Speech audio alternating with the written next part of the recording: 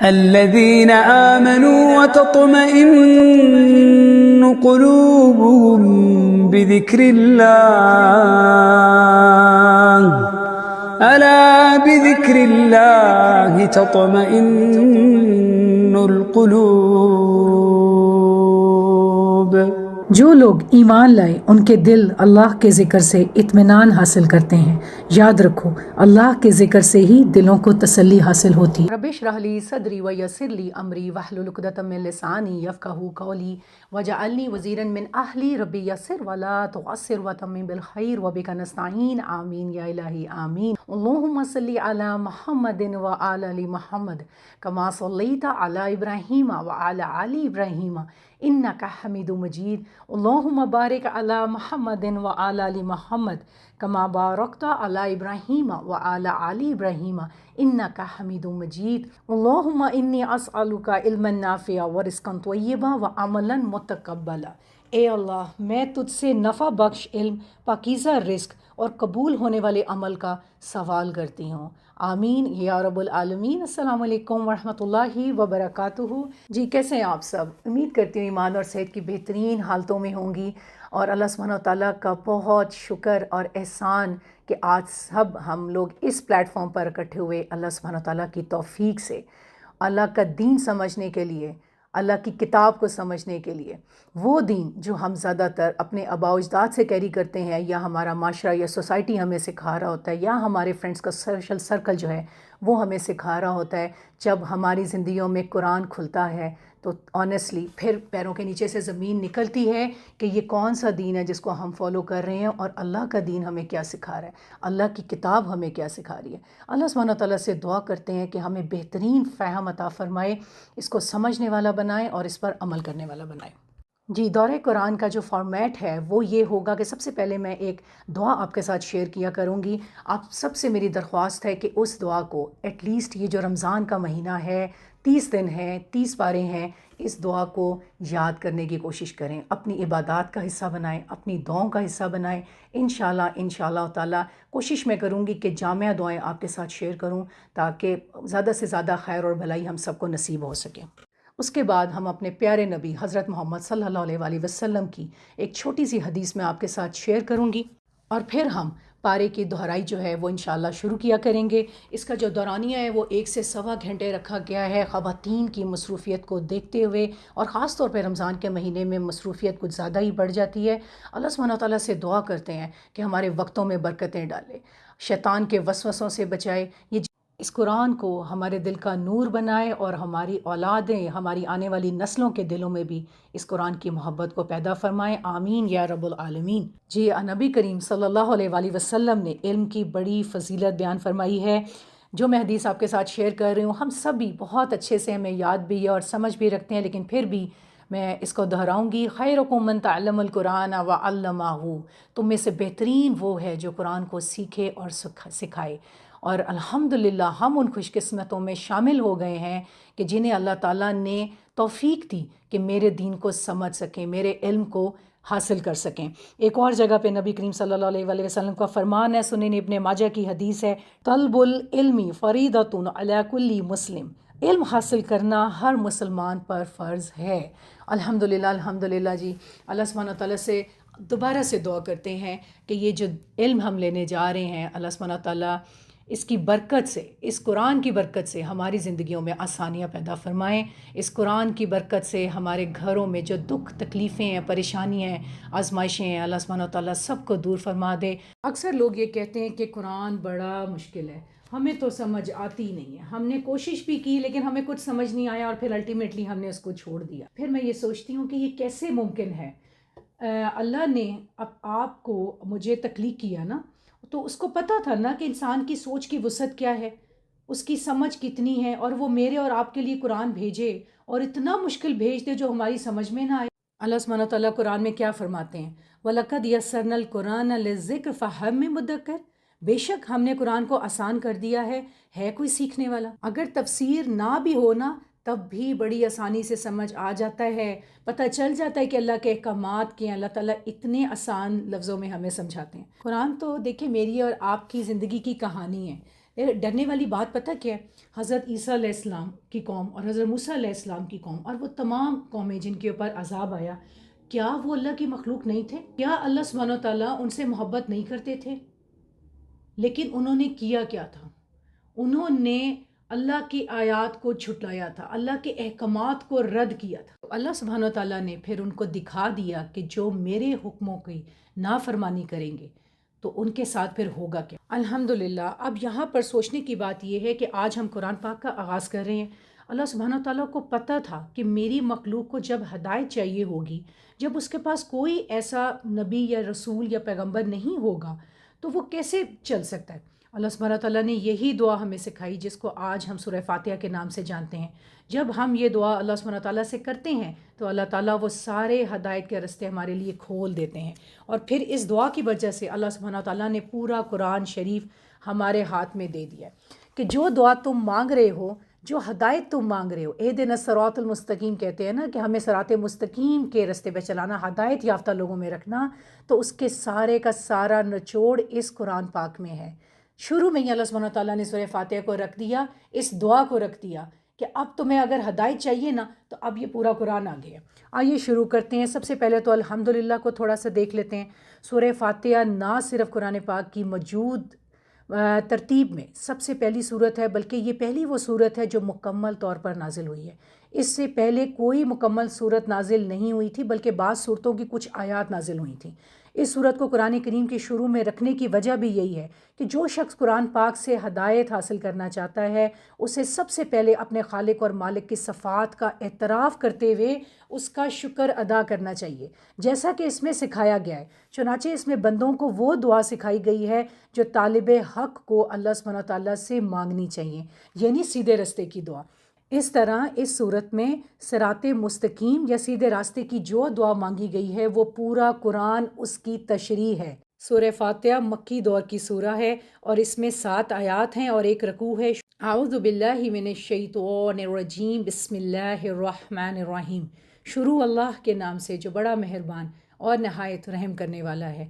الحمدللہ رب العالمین، تمام کی تمام تعریفیں اس رب کے لیے ہیں جو تمام جہانوں کا رب ہے۔ الرحمن الرحیم، وہ رحمان بھی ہے اور رحیم بھی ہے۔ مالک یوم الدین، جو روز جزا یعنی قیامت کے دن کا مالک ہے۔ ایاک نعبد و ایاک نستعین، اب یہاں پر دیکھیں دعا سے پہلے اللہ سبحانہ تعالیٰ کون سا عہد کر رہے ہیں۔ یہ ایک عہد ہے، ایاک نعبد، اے اللہ ہم صرف تیری ہی عبادت کرتے ہیں، و ایاک نستعین، اور صرف تجھ ہی سے مدد مانگتے ہیں، اور پھر اس کے بعد ہم اللہ سبحانہ تعالیٰ سے وہ ہدایت مانگتے ہیں جس مقصد کے لیے اللہ سبحانہ تعالیٰ نے ہمیں اس دنیا میں بھیجا ہے۔ اہدنا الصراط المستقیم، اے اللہ ہمیں سیدھے راستے کی ہدایت عطا فرما۔ صراط الذین انعمت علیہم غیر المغضوب علیہم ولا الضالین، آمین۔ ان لوگوں کے راستے پر جن پر انعام کیا، اور نہ ان لوگوں کے راستے پر جن پر تیرا غضب نازل ہوا، اور نہ ہی ان کے راستے پر جو بھٹکے ہوئے تھے۔ آئیے اب شروع کرتے ہیں سورہ البقرہ۔ سورہ البقرہ کا تعارف تھوڑا سا دیکھ لیتے ہیں احادیث کی روشنی میں۔ نبی کریم صلی اللہ علیہ وآلہ وسلم نے فرمایا، اقرأ سورۃ البقرہ، کیونکہ اس کا پڑھنا باعث برکت ہے اور اس کو چھوڑ دینا باعث حسرت ہے۔ ایک اور جگہ پہ نبی کریم صلی اللہ علیہ وآلہ وسلم نے فرمایا، جس گھر میں سورہ بقرہ پڑھی جاتی ہے وہاں سے شیطان بھاگ جاتا ہے۔ ایک اور جگہ پہ نبی کریم صلی اللہ علیہ وسلم فرماتے ہیں صحیح مسلم میں، سورہ بقرہ اور سورہ آل عمران قیامت کے دن ایسے آئیں گے جیسے 2 بادل یا 2 پرندوں کے جھنڈ جو اپنے پڑھنے والوں کے اوپر سایہ کریں گے اور سفارش بھی کریں گے۔ سورہ بقرہ کی آخری 2 آیات الحمدللہ سے ہم سب کو ہی یاد ہوں گی۔ آمن الرسول بما انزل، وہاں سے شروع ہوتی ہیں۔ حضور صلی اللہ علیہ وآلہ وسلم کو شب معراج میں عطا ہوئیں، زمین پر نازل نہیں ہوئی تھیں بلکہ آسمانوں پہ عطا ہوئیں۔ جو شخص رات کو سونے سے پہلے آخری 2 آیات پڑھ لے وہ اس کو کافی ہو جائیں گی۔ یہ نبی کریم صلی اللہ علیہ وسلم کی حدیث ہے، لہٰذا ہم نے اپنی زندگیوں میں معمول بنانا ہے، اپنے آپ کو اس چیز کا عادی بنانا ہے کہ ایٹ لیسٹ اگر پوری سورہ بقرہ آل عمران نہیں بھی پڑھ سکتے تو 1 رکوع ضرور پڑھ لیا کریں، تاکہ قیامت کے دن جب کہ سورج سوا نیزے کے قریب ہوگا اور انسان اپنے ہی پسینے میں شرابور ہوگا تو اس وقت یہ ٹھنڈا سایہ جو ہے نا یہ ہمارے اوپر کریں گی. اللہ تعالیٰ ہم سب پر قیامت کے دن آسانیاں فرمائیں اور اپنی رحمت سے جنتوں کے اندر داخل فرمائیں. آئیے اس کا آغاز کرتے ہیں. اعوذ باللہ من الشیطان الرجیم. بسم اللہ الرحمن الرحیم. شروع اللہ کے نام سے جو بڑا مہربان نہایت رحم کرنے والا ہے. الف لام میم. یہ حروف مقاطعات ہیں اور ان کے بارے میں اللہ ہی جانتے ہیں. نبی کریم صلی اللہ علیہ وسلم نے فرمایا کہ یہ 3 حروف ہیں اور ہر حرف پہ 10 نیکیاں ملتی ہیں. اس طرح اگر تینوں کو ملائیں تو وہ 30 نیکیاں بن جاتی ہیں. ذَلِكَ الْكِتَابُ لَا رَيْبَ فِيهِ هُدًى لِّلْمُتَّقِينَ. یہ کتاب ہے جس میں کوئی شک نہیں، متقیوں کے لیے ہدایت ہے.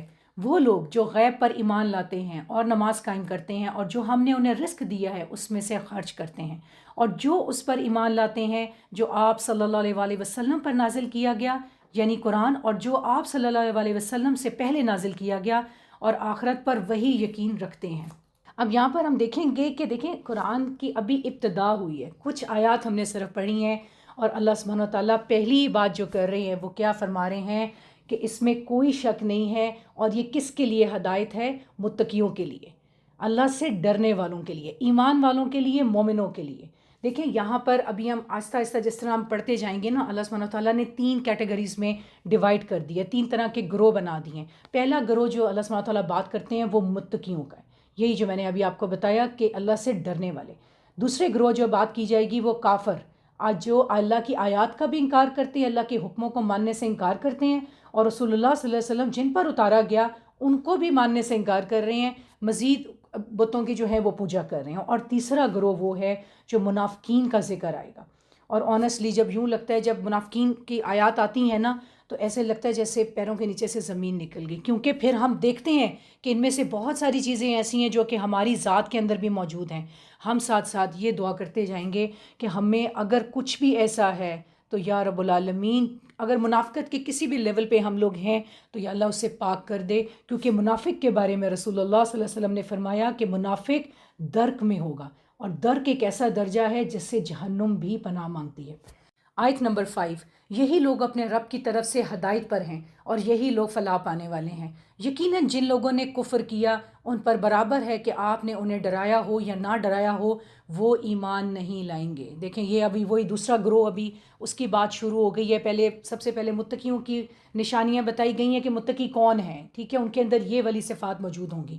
اب کفار کا ذکر آ رہا ہے جو انکار کرتے ہیں، جو شرک کرتے ہیں، کہ آپ ان کو ڈرائیں یا نہ ڈرائیں انہیں کوئی فرق نہیں پڑنے والا ہے، وہ کبھی بھی ایمان لے کر نہیں آئیں گے. آیت نمبر 7. اللہ تعالیٰ نے ان کے دلوں اور ان کے کانوں پر مہر لگا دی ہے اور ان کی آنکھوں پر پردہ ہے اور ان کے لیے بہت بڑا عذاب ہے. اب دیکھیں یہاں پر جب اللہ سبحانہ تعالیٰ یہ بات کرتے ہیں نا کہ ان کے دلوں پہ، ان کے کانوں پہ اور ان کی آنکھوں پہ مہر لگی ہوئی ہے، تو پھر سوال یہ ذہن میں آتا ہے نا کہ پھر ان کو کہاں سے ہدایت ملنی ہے جب اللہ نے ہی مہر لگا دی ہے؟ ایسا نہیں ہے. اللہ تعالیٰ نے بہت زیادہ مہلت دی ان کو، بہت زیادہ وقت دیا کہ بار بار معجزے دکھائیں، ان کو بار بار معاف کیا، پھر موقع دیا، پھر معاف کیا، پھر موقع دیا، لیکن یہ پھر بھی اپنی حرکتوں سے باز نہیں آئے اور اللہ تعالیٰ کی آیات کو جھٹلاتے رہے. آیت نمبر 8. اور لوگوں میں سے کچھ وہ بھی ہیں جو کہتے ہیں کہ ہم اللہ اور آخرت کے دن پر ایمان لائے، حالانکہ وہ ہرگز ایمان لانے والے نہیں، اور اللہ تعالیٰ کو دھوکہ دیتے ہیں. اور ان لوگوں کو جو ایمان لائے حالانکہ وہ اپنی جانوں کے سوا کسی کو دھوکہ نہیں دے رہے اور وہ شعور نہیں رکھتے، ان کے دلوں میں ہی ایک بیماری ہے تو اللہ تعالیٰ نے ان کی بیماری میں زیادہ کر دیا اور ان کے لیے دردناک عذاب ہے اس وجہ سے کہ وہ جھوٹ بولتے تھے. دیکھیں اب یہ منافقوں کا ذکر آ رہا ہے. منافق کا جو لفظ ہے وہ نفق سے ہے. نفق ایک ایسی سرنگ کو کہتے ہیں کہ جو دونوں سائڈ سے کھلی ہوئی ہوتی ہے، ٹھیک ہے، سرنگ دیکھی ہے نا ہم نے، ایک سائڈ سے، دونوں سائڈوں سے اوپن ہوتی ہے. کرتے کیا ہے منافق کہ جہاں پہ ان کو فائدہ نظر آتا ہے نا اس جگہ اس طرف جو ہے نا وہ رخ کر لیتے ہیں اپنا، اور جہاں پہ نقصان ہو رہا ہوتا ہے وقتی طور پہ اس طرف سے ہٹ جاتے ہیں اور دوسری طرف کا رخ کر لیتے ہیں. رسول اللہ صلی اللہ علیہ وسلم نے منافق کی جو 3 نشانیاں بتائی تھیں ہمیں یاد ہے نا، امانت میں خیانت کرے، وعدہ کرے تو توڑ دے، بات کرے تو جھوٹ بولے. اب یہاں پر اللہ سبحانہ تعالیٰ نے جو دل کی بیماری کی بات کی ہے نا، دیکھیں ہم سب جو ہے نا کیا چاہتے ہیں؟ رب کی معرفت چاہتے ہیں، رب کریم کا قرب حاصل کرنا چاہتے ہیں. تو وہ ہمیں کیسے ملے گی؟ اب یہاں پہ میں ایک چھوٹی سی مثال دے کر آپ کو سمجھاتی ہوں کہ کسی کے گھر میں ہم جاتے ہیں اور وہاں پہ غلاظت ہے اور گندگی کے ڈھیر لگے ہوئے ہیں، ٹھیک ہے، تو دوبارہ ہم وہاں پر آنا چاہیں گے؟ بالکل بھی نہیں. یا ہم وہاں پر تھوڑی دیر بھی رکنا ہمیں بڑا انکمفرٹیبل سا فیل ہو رہا ہوتا ہے اور ہم کہتے ہیں بس جلدی سے نکلیں یہاں سے. بالکل ایسے ہی جن کے دل میں بغض ہے، کینہ ہے، حسد ہے، جھوٹ ہے، چغل خور ہے، بخل ہے، ٹھیک ہے، یہ تمام جو نفس کی بیماریاں، دل کی بیماریاں ہیں، اس سے اس کا دل جو ہے اس گندگی سے، غلاظت سے بھرا ہوا ہے. ہم کیسے گمان کرتے ہیں، کیسے خیال کر سکتے ہیں کہ اللہ سبحانہ و تعالیٰ اس دل میں آ کر بیٹھ جائے گا؟ پہلے ہمیں اپنے گھر کی صفائی کرنی پڑے گی نا، اپنے دل کو ان تمام گندگیوں سے، غلاظتوں سے پاک کرنا پڑے گا، تبھی تو اللہ کریم ہمارے دلوں میں آ کر بیٹھیں گے. تو منافق جو ہیں اللہ سبحانہ و تعالیٰ کیا کرتے ہیں کہ ان کو ان کی بیماری میں بڑھا دیتے ہیں. آیت نمبر 11. اور جب ان سے کہا جاتا ہے کہ زمین میں فساد نہ پھیلاؤ تو وہ کہتے ہیں کہ یقیناً ہم اصلاح کرنے والے ہیں. سن لو، در حقیقت وہی لوگ فساد کرنے والے ہیں لیکن وہ نہیں سمجھتے. اور جب ان سے کہا جاتا ہے ایمان لاؤ جس طرح لوگ ایمان لائے تو کہتے ہیں کہ کیا ہم اسی طرح ایمان لائیں جس طرح بے وقوف ایمان لائے ہیں. سن لو، بے وقوف تو در حقیقت وہی لوگ ہیں لیکن وہ نہیں جانتے. اور جب وہ ان لوگوں سے ملتے ہیں جو ایمان لائے تو کہتے ہیں ہم ایمان لائے، اور جب اپنے سرداروں کی طرف اکیلے ہوتے ہیں تو کہتے ہیں یقیناً ہم تمہارے ساتھ ہیں، ہم تو محض مذاق اڑانے والے ہیں. اللہ اکبر. دیکھیں جب اپنے ایمان والے بھائیوں سے ملتے ہیں تو کہتے ہیں کہ ہم تو تمہاری باتوں پہ ایمان لے آئے ہیں، جو قرآن ہے اس پر بھی ایمان لے آئے ہیں، تمہارے نبی پر بھی یقین رکھتے ہیں. لیکن جب اپنے سرداروں سے، اپنے شیاطین سے ملتے ہیں تو کہتے ہیں کہ ہم تو ان کا مذاق اڑا رہے ہیں. آیت نمبر 15. اللہ سبحانہ و تعالیٰ فرماتے ہیں اللہ تعالیٰ ان سے مذاق کرتا ہے اور ان کو ڈھیل دے رہا ہے، وہ اپنی سرکشی میں اندھے بنے ہوئے ہیں. یہ وہ لوگ ہیں جنہوں نے ہدایت کے بدلے گمراہی خریدی ہے، تو نہ ان کی تجارت ان کے لیے نفع مند ہوئی اور نہ ہی وہ ہدایت پانے والے ہیں. ان کی مثال اس شخص کی مثال کی طرح ہے جس نے آگ بھڑکائی، تو جب اس نے اس کے ارد گرد کی چیزوں کو روشن کر دیا تو اللہ تعالیٰ ان کے نور کو لے گیا اور انہیں اندھیرے میں چھوڑ دیا کہ وہ نہیں دیکھتے. وہ بہرے ہیں، گونگے ہیں، اندھے ہیں، سو وہ نہیں پلٹتے. یا جیسے آسمان سے موسلادھار بارش جس میں تاریکیاں ہیں، گرج اور چمک ہے، وہ موت کے ڈر سے کڑکنے والی بجلیوں سے اپنی انگلیاں اپنے کانوں میں ڈالتے ہیں اور اللہ تعالیٰ کافروں کو گھیرنے والا ہے. دیکھیں یہاں پر اللہ سبحانہ تعالیٰ نے نا دو مثالیں ہمارے سامنے رکھی ہیں کہ ان لوگوں کی مثال جو ہے، یہ منافق جو ہیں ان کی مثال ایسی ہے کہ جیسے کوئی آگ بھڑکائی تھی اور وہ خوب روشن ہو گئی، لیکن عین اس وقت جب کہ اس آگ سے فائدہ اٹھانا تھا اللہ سبحانہ تعالیٰ نے ان سے ان کا نور دور لے گیا اور ان کو اندھیرے میں دھکیل دیا.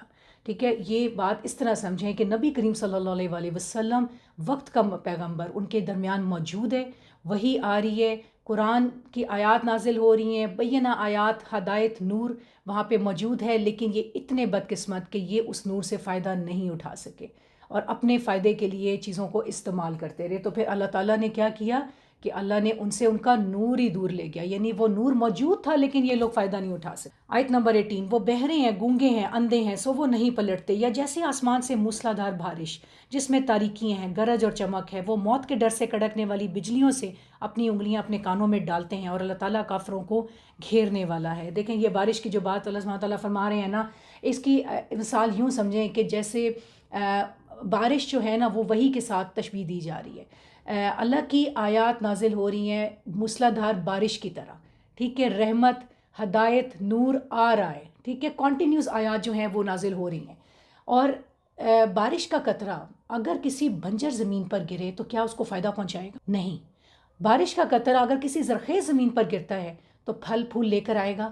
یس، بالکل یہی حالات ان منافقوں کے بھی تھے کہ وہی نازل ہو رہی ہے لیکن فائدہ وہی دل اٹھا رہا تھا جو کہ متقی تھا، جو ہدایت یافتہ تھا، جس کے دل میں اللہ کا خوف تھا، جو یہ کوشش کر رہا تھا کہ میں نے جو آیات آ رہی ہیں میں نے اس کو امپلیمنٹ کرنا ہے اپنی لائف کے اندر. وہ تھی زرخیز زمین اور یہ ان لوگوں کی تھی بنجر زمین، کیونکہ وہی تو ایک ہی تھی لیکن کچھ لوگوں کو فائدہ حاصل ہوا اور کچھ لوگوں کو نہیں ہوا. آیت نمبر 20. قریب ہے کہ بجلی ان کی نگاہیں اچک لے، جب کبھی ان کے لیے روشنی کرتی ہے تو وہ اس میں چل پڑتے ہیں اور جب ان کے لیے اندھیرا کرتی ہے تو وہ کھڑے ہو جاتے ہیں. اور اگر اللہ تعالیٰ چاہتا تو ضرور ان کی سماعت اور ان کی بصارت کو لے جاتا، یقیناً اللہ تعالیٰ ہر چیز پر قدرت رکھنے والا ہے. دیکھیں جب وحی کی روشنی ہوتی تھی تو پھر یہ منافق چل پڑتے تھے. مطلب اس کا مطلب ہے کہ کچھ جو احکام ان کو سمجھ میں آتے تھے، جو ان کے فائدے میں ہوتے تھے، تو پھر یہ اس پر عمل کرنا شروع ہو جاتے تھے. اور جب کوئی مشکل وقت آتا تھا، کوئی جنگ و جدال کا وقت آتا تھا، جہاں پہ کئی مال لگانے کی بات آتی تھی، تو وہاں پھر یہ کھڑے ہو جاتے تھے اور خاموش ہو جاتے تھے. ٹھیک ہے، دیکھیں یہاں پر نا ایک بات اچھے سے سمجھ لیں. اللہ تعالیٰ کی سنت ہے، اللہ تعالیٰ کا قانون ہے کہ اللہ تعالیٰ کسی کو بھی زبردستی ہدایت نہیں دیتا۔ پیغمبر کی ہستی موجود ہے نا، مگر ہدایت اس وقت نہیں آتی جب تک انسان خود طلب نہ کرے، خود اس کے لیے محنت نہ کرے، خود اپنے نفس کے ساتھ جہاد نہ کرے۔ منافق وقتی ہدایت لیتے تھے، جب روشنی ہوتی تھی تھوڑا سا فائدہ اٹھا لیتے تھے، مطلب کسی مجلس میں اگر نبی کریم صلی اللہ علیہ وسلم کے بیٹھے ہوتے تھے تو وہاں سے کوئی وقتی طور پہ فائدہ لے لیتے تھے، کچھ باتیں ان کو سمجھ میں آ جاتی تھیں، مگر پھر بھی کہتے تھے کہ ہمیں تو کچھ سمجھ میں نہیں آیا۔ آیت نمبر 21، اے لوگو اپنے رب کی عبادت کرو جس نے تمہیں اور ان لوگوں کو پیدا کیا جو تم سے پہلے تھے تاکہ تم تقوی اختیار کرو۔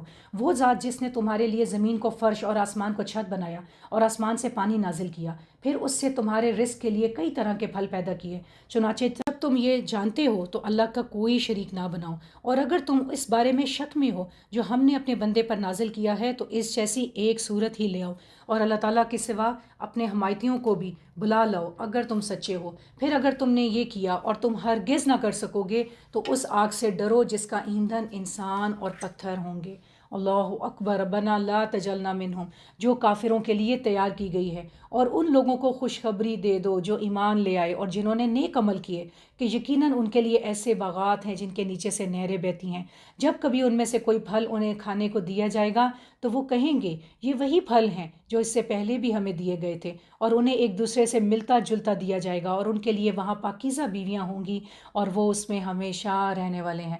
دیکھیں قرآن پاک میں جہاں جہاں پہ ڈرانے کی آیات آئیں گی نا جہنم کے بارے میں، وہاں پہ ساتھ اللہ تعالیٰ ایمان والوں کو خوشخبریاں بھی دے رہے ہوتے ہیں جنتوں کی۔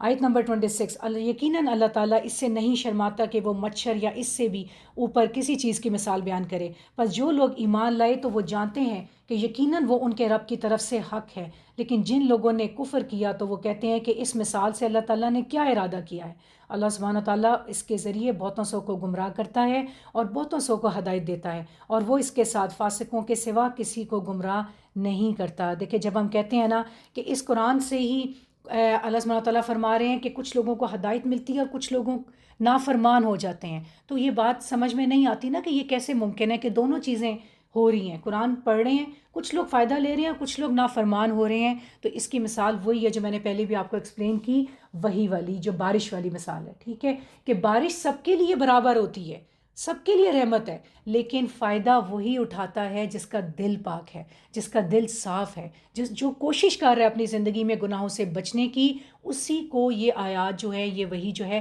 یہ فائدہ پہنچا رہی ہے۔ جہاں پہ دل گناہوں سے بھرا پڑا ہوا ہے، جو زمین بنجر ہے، خالی ہے، وہاں پہ تو بارش نہیں فائدہ پہنچانے والی نا، ٹھیک ہے۔ تو وہ لوگ جو متقی ہیں وہ فائدہ اٹھا جاتے ہیں ان آیات سے، اور جو نافرمان ہیں ان کو سمجھ میں نہیں آتا کہ یہ کیا کہہ رہے ہیں۔ آیت نمبر 27، اور جو اللہ تعالیٰ کے عہد کو پختہ کرنے کے بعد توڑ دیتے ہیں اور وہ اسے کاٹ دیتے ہیں جس کے بارے میں اللہ نے حکم دیا کہ اسے ملایا جائے، اور زمین میں فساد کرتے ہیں، یہی وہ لوگ ہیں جو خسارہ اٹھانے والے ہیں۔ دیکھیں یہاں پر اللہ سبحانہ تعالیٰ کتنی بینہ آیا ہے یہ کہ جو خون کے رشتے ہیں، جو رشتہ داریوں کو کاٹ دیتے ہیں۔ دیکھیں دوستیاں جو ہم کرتے ہیں نا اپنی زندگی میں وہ ہماری کریٹڈ ہیں، ہم خود بنا رہے ہیں، ٹھیک ہے، لیکن جو رشتہ داریاں ہیں وہ اللہ کے بنائے ہوئے تعلق ہیں، وہ ان کو اپنی مرضی سے جوڑ توڑ نہیں کر سکتے۔ ان کے اوپر اللہ تعالیٰ کے سخت غضب اور غصہ ہے کہ جو ان رشتوں کو توڑ دیتے ہیں۔ آیت نمبر 29، تم کیسے اللہ تعالیٰ کے ساتھ کفر کرتے ہو حالانکہ تم بے جان تھے، تو اس نے تمہیں زندگی عطا کی، پھر وہ تمہیں موت دے گا، پھر وہ تمہیں زندہ کرے گا، پھر اسی کی طرف تم لوٹائے جاؤ گے۔ یہاں پہ عقیدہ آخرت جو ہے وہ ذکر آ رہا ہے اس کا۔ دیکھیں صرف اگر اس ایک بات پہ ہمارا یقین بیٹھ جاتا ہے نا کہ ہم نے اللہ کے سامنے کھڑے ہونا ہے، حساب دینا ہے، ایک ایک نعمت جو ہمیں اللہ تعالیٰ نے عطا کی ہے we will be questioned about that، ایک ایک لمحے کا ہمیں حساب دینا ہوگا، تو پھر ہمارے عمل ویسے ہی ٹھیک ہو جاتے ہیں۔ آیت نمبر 29، وہی ہے جس نے تمہارے لیے وہ سب کچھ پیدا کیا جو زمین میں ہے، پھر اس نے آسمان کی طرف توجہ فرمائی، پس اس نے ان کو درست کر کے 7 آسمان بنا دیے، اور وہ ہر چیز کو خوب جاننے والا ہے۔ اور جب تیرے رب نے فرشتوں سے کہا یقیناً میں زمین میں ایک جانشین بنانے والا ہوں، انہوں نے کہا کیا تو زمین میں اس کو بنائے گا جو اس میں فساد کرے گا اور خون بہائے گا؟ اور ہم آپ کی طرف کے ساتھ آپ کا ہر عیب سے پاک ہونا بیان کرتے ہیں، آپ کے لیے پاکیزگی بیان کرتے ہیں۔ اللہ تعالیٰ نے فرمایا بے شک میں وہ جانتا ہوں جو تم نہیں جانتے۔ دیکھیں یہ اتنی پیاری آیت مجھے لگتی ہے اور اتنی پیاری بات اللہ سبحانہ تعالیٰ کی لگتی ہے کہ اللہ نے کیا فرمایا کہ جو میں جانتا ہوں وہ تم نہیں جانتے۔ دیکھیں ہم اللہ کا غرور ہے، فرشتوں کو اللہ نے حکم دیا کہ سجدہ کرو. جب شیطان نے کہا نا کہ یا اللہ مجھے مہلت دے، میں تیرے اس بندے کو بہکاؤں گا، گمراہ کروں گا، تو اللہ سبحانہ تعالیٰ نے کیا کہا تھا؟ اللہ سبحانہ تعالیٰ نے فرمایا تھا کہ جا مردود، دفع ہو جائیں یہاں سے، جو تو نے کرنا ہے تو کر لے، لیکن جو میرے بندے ہیں وہ تیری باتوں میں نہیں آئیں گے. دیکھیں جب بھی ہم کوئی نافرمانی کرتے ہیں نا اللہ کے حکم کی، تو یہ ایک بات سوچ لیا کریں کہ ہم اللہ کا غرور ہیں، اللہ تعالیٰ کا پرائیڈ ہے ہم، اور ہم قیامت کے دن اللہ سبحانہ تعالیٰ کے سامنے اس طرح کھڑے ہوں کہ یا اللہ ہم تیرے بندے بن کر آئے ہیں، جو تیرے احکامات تھے اس کے اوپر زندگی گزار کر آئے ہیں، ہم نے شیطان کی باتیں نہیں سنی، ہم شیطان کے وسوسوں میں نہیں آئے. آیت نمبر 31. اور اللہ تعالیٰ نے آدم کو سارے کے سارے نام سکھا دیے، پھر انہیں فرشتوں کے سامنے پیش کیا اور فرمایا اگر تم سچے ہو تو مجھے ان چیزوں کے نام بتاؤ. اب یہ وہ علم ہے جو انسان کے اندر ان بلٹ ہے، اللہ سبحانہ تعالیٰ نے ڈالا، جس کی وجہ سے آج یہ جو کائنات مسخر کرتے ہی چلا جا رہا ہے، اور جو ترقیوں پہ ترقیاں ہم لوگ دیکھتے ہیں نا، یہ وہ ان بلٹ علم ہے جو اللہ تعالیٰ نے انسان کے اندر ڈالا تھا اس وقت. آیت نمبر 32. انہوں نے کہا آپ پاک ہیں، جو کچھ آپ نے ہمیں سکھایا ہے اس کے سوا ہمیں کچھ علم نہیں، یقیناً آپ ہی سب کچھ جاننے والے کمال حکمت والے ہیں. اللہ تعالیٰ نے فرمایا اے آدم انہیں ان کے نام بتا دو. تو جب اس نے انہیں ان کے نام بتا دیے تو اللہ تعالیٰ نے فرمایا کیا میں نے تم سے کہا نہ تھا کہ بے شک میں آسمانوں اور زمین کے غیب جانتا ہوں، اور میں جانتا ہوں جو تم ظاہر کرتے ہو اور جو تم چھپاتے تھے. اور جب ہم نے فرشتوں سے کہا کہ آدم کو سجدہ کرو تو انہوں نے سجدہ کیا، مگر ابلیس نے انکار کیا اور تکبر کیا اور وہ کافروں میں سے ہو گیا. دیکھیں یہاں پر ہمارے ذہن میں ایک سوال پیدا ہوتا ہے کہ حضرت آدم علیہ السلام سے بھی تو غلطی ہوئی نا، نافرمانی ہوئی. اللہ نے کہا ان سے کہ یہ پھل نہیں کھانا، وہ کھا بیٹھے، شیطان نے بہکا دیا اور وہ کھا بیٹھے. اور ابلیس نے بھی انکار کر دیا کہ میں سجدہ نہیں کروں گا، تکبر کی بنا کے میں مٹی سے اس کو تو نے کریٹ کیا اور میں جو ہوں میں آگ سے بنا، تو میں کیوں اس کو سجدہ کروں. تو پھر فرق کیا ہوا ابلیس کا اور آدم کا؟ کہاں پہ فرق آیا؟ فرق یہ آیا کہ ابلیس نے جب گناہ کیا، نافرمانی کی، تو اکڑ گیا، تکبر میں آ گیا. اس کو احساس نہیں ہوا اس بات کا کہ میں کیا کر بیٹھوں اور میں نے اللہ کے حکم کی نافرمانی کر دی ہے، اور اللہ ہی تو اس کو پیدا کرنے والا ہے اور اللہ ہی تو مجھے پیدا کرنے والا ہے. لیکن انسان سے جب غلطی ہوئی، حضرت آدم علیہ السلام سے جب مسٹیک ہوئی، تو فوراً سے شرمندگی ہوئی، احساس ہوا ان کو، اور وہ سجدے میں گر گئے کہ یا رب مجھے معاف کر دے.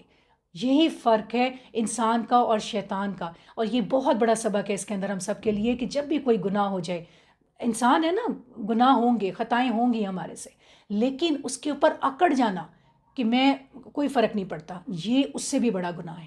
فوراً سے سجدے میں جھک جائیں، اللہ سے معافی مانگ لیں، توبہ کر لیں، اصلاح کر لیں، تو اللہ تعالیٰ غفور الرحیم ہے، معاف کر دیتے ہیں. آیت نمبر 35. اور ہم نے کہا اے آدم تم اور تمہاری بیوی دونوں جنت میں رہو اور جہاں سے چاہو دونوں خوب کھاؤ، اور اس درخت کے قریب نہ جانا ورنہ تم دونوں ظالموں میں سے ہو جاؤ گے. تو شیطان نے ان دونوں کو اس سے پھسلا دیا، چنانچہ اس نے ان دونوں کو اس جگہ سے نکلوا دیا جس میں وہ تھے، اور ہم نے حکم دیا تم سب یہاں سے اتر جاؤ، تم ایک دوسرے کے دشمن ہو اور تمہارے لیے زمین میں ایک وقت تک ٹھہرنا اور فائدہ اٹھانا ہے. اب یہاں پہ دیکھیں مقرر وقت تک، ٹھیک ہے، کلو نفس ذائقۃ الموت، کے ایک وقت تک ہمیں یہاں پہ دنیا میں اللہ تعالیٰ نے بھیجا ہے اب، اور یہ ایک امتحان ہے، یہ ایک آزمائش ہے. آیت نمبر 37. پھر آدم نے اپنے رب سے چند کلمات سیکھ لیے تو اللہ تعالیٰ نے اس سے توبہ قبول کر لی، یقیناً وہی بے حد توبہ قبول کرنے والا اور نہایت رحم کرنے والا ہے. دیکھیں حضرت نوح علیہ السلام تھے نا، انہوں نے 950 سال نبوت ان کے تبلیغ کی تھی انہوں نے. بعد میں جب کشتی جودی پہاڑ کے قریب آ کے لگی تھی، اس کے بعد بھی وہ 60 سال زندہ رہے. لیکن جب فرشتہ ان کی روح قبض کرنے آیا تو اس نے کہا کہ اے نوح، سب سے لمبی زندگی پانے والے، آپ نے دنیا کو کیسا پایا؟ تو حضرت نوح علیہ السلام نے فرمایا مجھے بالکل ایسا لگا کہ کسی نے گھر بنایا، اس کے 2 دروازے ہیں، ایک دروازے سے میں داخل ہوا اور دوسرے سے باہر نکل گیا.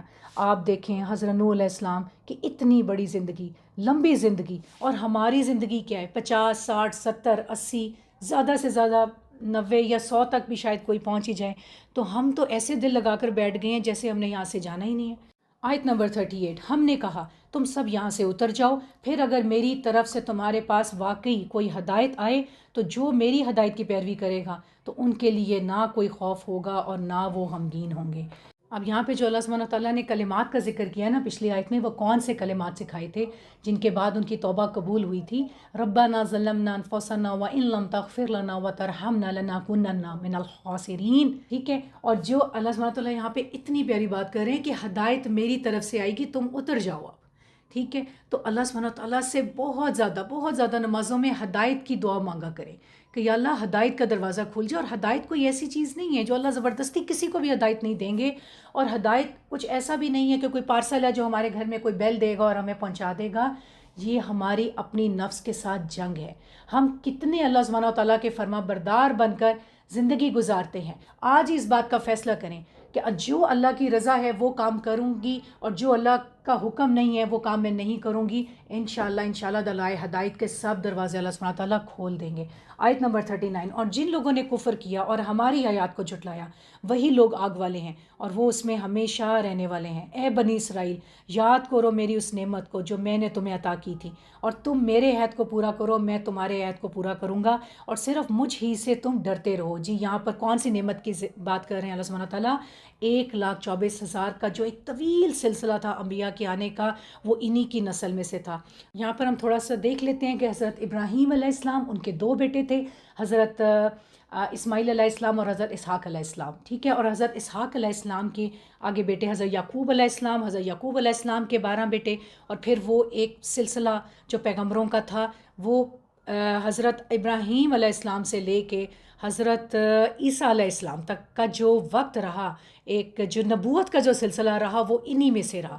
اور اس کے بعد آخری نبی الزمان ہمارے پیارے نبی حضرت محمد صلی اللہ علیہ وآلہ وسلم رحمۃ اللہ عالمین حضرت اسماعیل علیہ السلام کی نسل سے آئے. اور اسی بات کی ان کو بہت زیادہ تکلیف تھی کہ یہ بنی اسرائیل میں سے کیوں نہیں آئے. بنی اسرائیل اس لیے کہا جاتا ہے کہ حضرت یعقوب علیہ السلام کا جو لقب تھا وہ اسرائیل تھا. ٹھیک ہے، تو ان کے بعد وہ جتنی بھی اولادیں آئیں، ان کی جو نبوت کا اس سلسلہ جاری اور ساری رہا، تو وہ تمام کے تمام لوگ پھر بنی اسرائیل جو ہے نا وہ پھر کہلائے.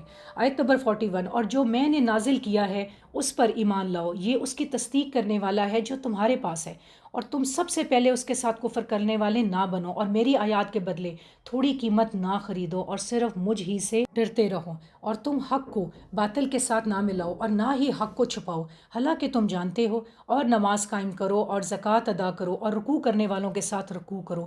کیا تم لوگوں کو نیکی کا حکم دیتے ہو اور اپنے آپ کو بھول جاتے ہو؟ حالانکہ تم کتاب کی تلاوت کرتے ہو تو کیا تم نہیں سمجھتے؟ دیکھیں اکثر ہم دوسروں کو تو نیکی کی تلقین کر رہے ہوتے ہیں مگر اپنی ذات پر اس کو عمل نہیں کر رہے ہوتے ہیں. ٹھیک ہے، تو یہاں پر اللہ سبحانہ تعالیٰ کو بھی یہ چیز پسند نہیں ہے. آیت نمبر 45، اور صبر اور نماز کے ذریعے سے مدد مانگو، وَاسْتَعِینُوا بِالصَّبْرِ وَالصَّلَاةِ، اور بلا شبہ وہ نماز یقیناً بہت بڑی ہے مگر عاجزی کرنے والوں پر جو یقین رکھتے ہیں کہ بلا شبہ وہ اپنے رب سے ملاقات کرنے والے ہیں اور یقیناً وہ اسی کی طرف لوٹنے والے ہیں. اے بنی اسرائیل، یاد کرو میری نعمت کو جو میں نے تمہیں عطا کی تھی، اور یقیناً میں نے تمہیں تمام جہانوں پر فضیلت عطا کی تھی. اور ڈرو اس دن سے جب کوئی جان کسی جان کے کچھ بھی کام نہ آئے گی، اور نہ اس سے کوئی سفارش قبول کی جائے گی، اور نہ اس سے کوئی فدیہ لیا جائے گا، اور نہ ان کی مدد کی جائے گی. اللہ اکبر. اور اس وقت کو یاد کرو جب ہم نے تمہیں آل فرعون سے نجات دی اور تمہیں برے عذاب میں مبتلا کرتے تھے. وہ تمہارے بیٹوں کو بری طرح ذبح کرتے تھے اور تمہاری عورتوں کو زندہ رہنے دیتے تھے. یہاں پر حضرت موسیٰ علیہ السلام کی قوم کا قصہ آ رہا ہے کہ فرعون نے خواب دیکھا تھا جو اس کی تعبیر یہ تھی کہ بنی اسرائیل کا ایک لڑکا ہوگا جو تمہاری سلطنت کو تباہ کر دے گا. تو اس خواب کے بعد اس نے یہ حکم دے دیا تھا کہ بنی اسرائیل کے جتنے بھی لڑکے پیدا ہوں گے، ٹھیک ہے، ان کو قتل کر دیا جائے، اور لڑکیوں کو زندہ چھوڑ دیتے تھے، عورتوں کو زندہ چھوڑتے تھے تاکہ ان سے کوئی غلط کام لیا جا سکے. ٹھیک ہے، تو وہ اسی بات، یہ بہت بڑی آزمائش تھی. اللہ سبحانہ تعالیٰ فرما رہے ہیں لیکن میں نے تمہیں اس آزمائش سے بھی نکال دیا، تمہیں اس سے نجات دی. آیت نمبر 50، اور اس وقت کو یاد کرو جب تمہاری وجہ سے ہم نے سمندر کو پھاڑ دیا، پھر ہم نے تمہیں نجات دی اور ہم نے آل فرعون کو غرق کر دیا اور تم دیکھ رہے تھے. اور اس وقت کو یاد کرو جب ہم نے موسیٰ سے 40 راتوں کی میعاد مقرر کی، پھر اس کے بعد تم نے بچڑے کو پکڑ لیا اور تم ظلم کرنے والے تھے، پھر اس کے بعد ہم نے تمہیں معاف کر دیا تاکہ تم شکر کرو. اور وہ واقعہ یاد کرو جب ہم نے موسیٰ کو کتاب اور فرق کرنے والی چیز دی تاکہ تم ہدایت حاصل کرو۔ اور اس وقت کو یاد کرو جب موسیٰ نے اپنی قوم سے کہا، اے میری قوم، یقیناً تم نے بچڑے کو پکڑنے کی وجہ سے اپنی جانوں پر ظلم کیا، لہٰذا تم اپنے پیدا کرنے والے کی طرف توبہ کرو اور اپنے آپ کو قتل کرو، یہی تمہارے لیے پیدا کرنے والے کے نزدیک تمہارے لیے بہتر ہے۔ پھر اللہ تعالیٰ نے تمہاری توبہ قبول کر لی، یقیناً وہی بے حد توبہ قبول کرنے والا ہے، نہایت رحم کرنے والا ہے۔ دیکھیں اللہ سبحانہ تعالیٰ ان آیات میں ریپیٹڈلی بنی اسرائیلیوں سے یہ کہہ رہے ہیں کہ یاد کرو میں نے کہاں کہاں پہ تمہارے اوپر احسانات کیے، جب فرعون تم پر ظلم کرتا تھا، جب رستہ بند ہو گیا تھا، مطلب حضرت موسیٰ علیہ السلام اپنی قوم کو لے کے جا رہے تو آگے سمندر آ گیا تھا، تو اللہ نے حکم دیا کہ ایسا مارو، تو سمندر پھٹ گیا اور اس میں سے رستہ نکل گیا اور یہ لوگ بچ کر نکل گئے، اور جو فرعون تھا اور اس کی لشکر پیچھے آ رہا تھا وہ اس تمام کے تمام لوگوں کو غرق کر دیا۔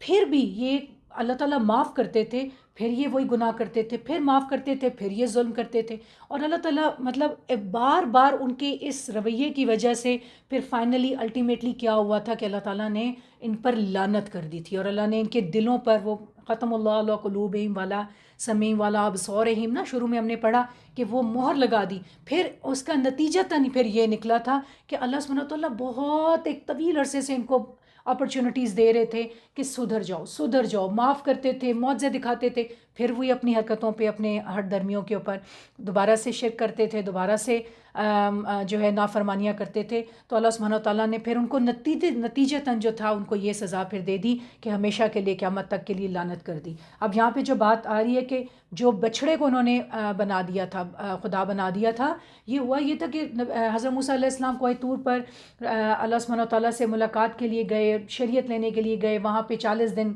کا قیام تھا اور تورات جو تھی وہ نازل ہوئی تختیوں پہ اور وہ لے کر آئے ان کو، لیکن مین وائل اس ٹائم کے دوران سامری ایک جادوگر تھا جس نے لوگوں سے سونا اکٹھا کیا، چاندی اکٹھی کی اور اس کو پگھلا کے ایک بچڑا بنا دیا، ٹھیک ہے۔ اب بچڑے کا ذکر جو خاص طور پہ یہاں پہ آتا ہے نا، اس کی ایک وجہ ہے، جو یہ لوگ ان بنی اسرائیلی جو تھے نا، یہ غلاموں کی زندگی گزار کر آ رہے تھے فرعون کے ساتھ، ٹھیک ہے، یہ ورکنگ طبقہ تھے، یہ مزدور، اور انہوں نے نا اپنی سوسائٹی میں یہ دیکھا تھا کہ فرعون اور اس کی قوم جو تھی وہ گائے کی یا بچڑے کی پوجا کیا کرتی تھی، تو ان کے دلوں میں بڑا احترام تھا اس کے لیے، اور یہ بار بار حضرت موسیٰ علیہ السلام سے کہتے تھے کہ ہمیں بھی کوئی ایسا بنا دو، کوئی معبود بنا دو، استغفر اللہ، جس کی ہم عبادت کریں، ٹھیک ہے۔ تو جب حضرت موسیٰ علیہ السلام کو انہوں نے دیکھا کہ وہ تو کوہ طور پہ چلے گئے اور 40 دن کے لیے وہیں پر ہیں ابھی، تو واپس نہیں آ رہے ہیں، تو انہوں نے پیچھے سے سامری نے کیا کیا کہ اس کو پگھلا کے تو ایک بچڑا کھڑا کر دیا کہ یہی تمہارا معبود ہے، اور اللہ اکبر، اور اس کی اتنی سخت سزا ان کو ملی تھی، اللہ تعالیٰ نے یہ حکم دیا تھا، پھر اللہ تعالیٰ اتنے غضبناک ہوئے تھے کہ جو اس میں سارے لوگ نے شرک نہیں کیا تھا، آدھے لوگوں نے کیا تھا، آدھے لوگوں نے نہیں کیا تھا، تو جنہوں نے نہیں کیا تھا اللہ تعالیٰ نے ان کو حکم دیا تھا کہ اب تم ہر ایک بندے کو قتل کرو گے جس نے شرک کیا تھا، ٹھیک ہے، اور تبھی تمہاری توبہ جو ہے وہ قبول ہوگی۔ بڑی سخت سزا تھی، کیونکہ ایک ہی خاندان میں جیسے ایک بیٹا تھا تو بیٹے بھائی کا اس نے قتل کرنا تھا، یا باپ تھا تو بیوی کا قتل کرنا تھا، تو وہ بڑی سخت آزمائش تھی اور بڑی مشکل سے ان لوگوں کی توبہ قبول ہوئی تھی۔ آیت نمبر 56، اور جب تم نے کہا اے موسیٰ ہم ہرگز آپ پر یقین نہیں کریں گے یہاں تک کہ ہم اعلانیہ دیکھ لیں، تو تمہیں بجلی نے پکڑ لیا اور تم دیکھ رہے تھے، پھر ہم نے تمہارے موت کے بعد تمہیں اٹھایا تاکہ تم شکر کرو۔ یہ بھی ایک واقعہ طور کا ایک واقعہ ہے چھوٹا سا، کہ سرداروں کو لے کر حضرت موسیٰ علیہ السلام طور کے مقام پر گئے، اور وہاں پہ انہوں نے یہ مطالبہ کیا کہ ہم تو اس وقت تمہارے پر یقین نہیں کریں گے جب تک ہم اللہ کو خود اپنی آنکھوں سے نہیں دیکھ لیتے، تو اللہ کو یہ بات اتنی ناپسند گزری کہ وہ ایک بجلی کی کڑک آئی اور تمام کے تمام سردار جو ہیں وہ مر گئے تھے۔ تو حضرت موسیٰ علیہ السلام کو ظاہر ہے جو ایلیٹ کلاس تھی، وہ جو قبیلے بنے ہوئے تھے ان کے، جو جن لوگوں کو بچا کے یہ وادی عتیم میں پہنچے تھے، تو وہاں کی جو سردار تھے ان کو لیے 70 کے قریب سردار تھے، ان کو یہ لے کر آئے تھے، تو وہ ان کے لیے ان کو یہ شرمندگی ہو رہی تھی کہ میں واپس جاؤں گا تو لوگ میرے سے پوچھیں گے تو میں انہیں کیا جواب دوں گا، تو انہوں نے پھر اللہ سے بڑی دعا مانگی گڑ گڑا کے کہ یا اللہ ان کو دوبارہ سے زندہ کر دے، ان بے وقوفوں کی وجہ سے یا اللہ ہمیں نہ پکڑنا، تو اللہ تعالیٰ نے پھر ان کو دوبارہ زندگی عطا کر دی تھی۔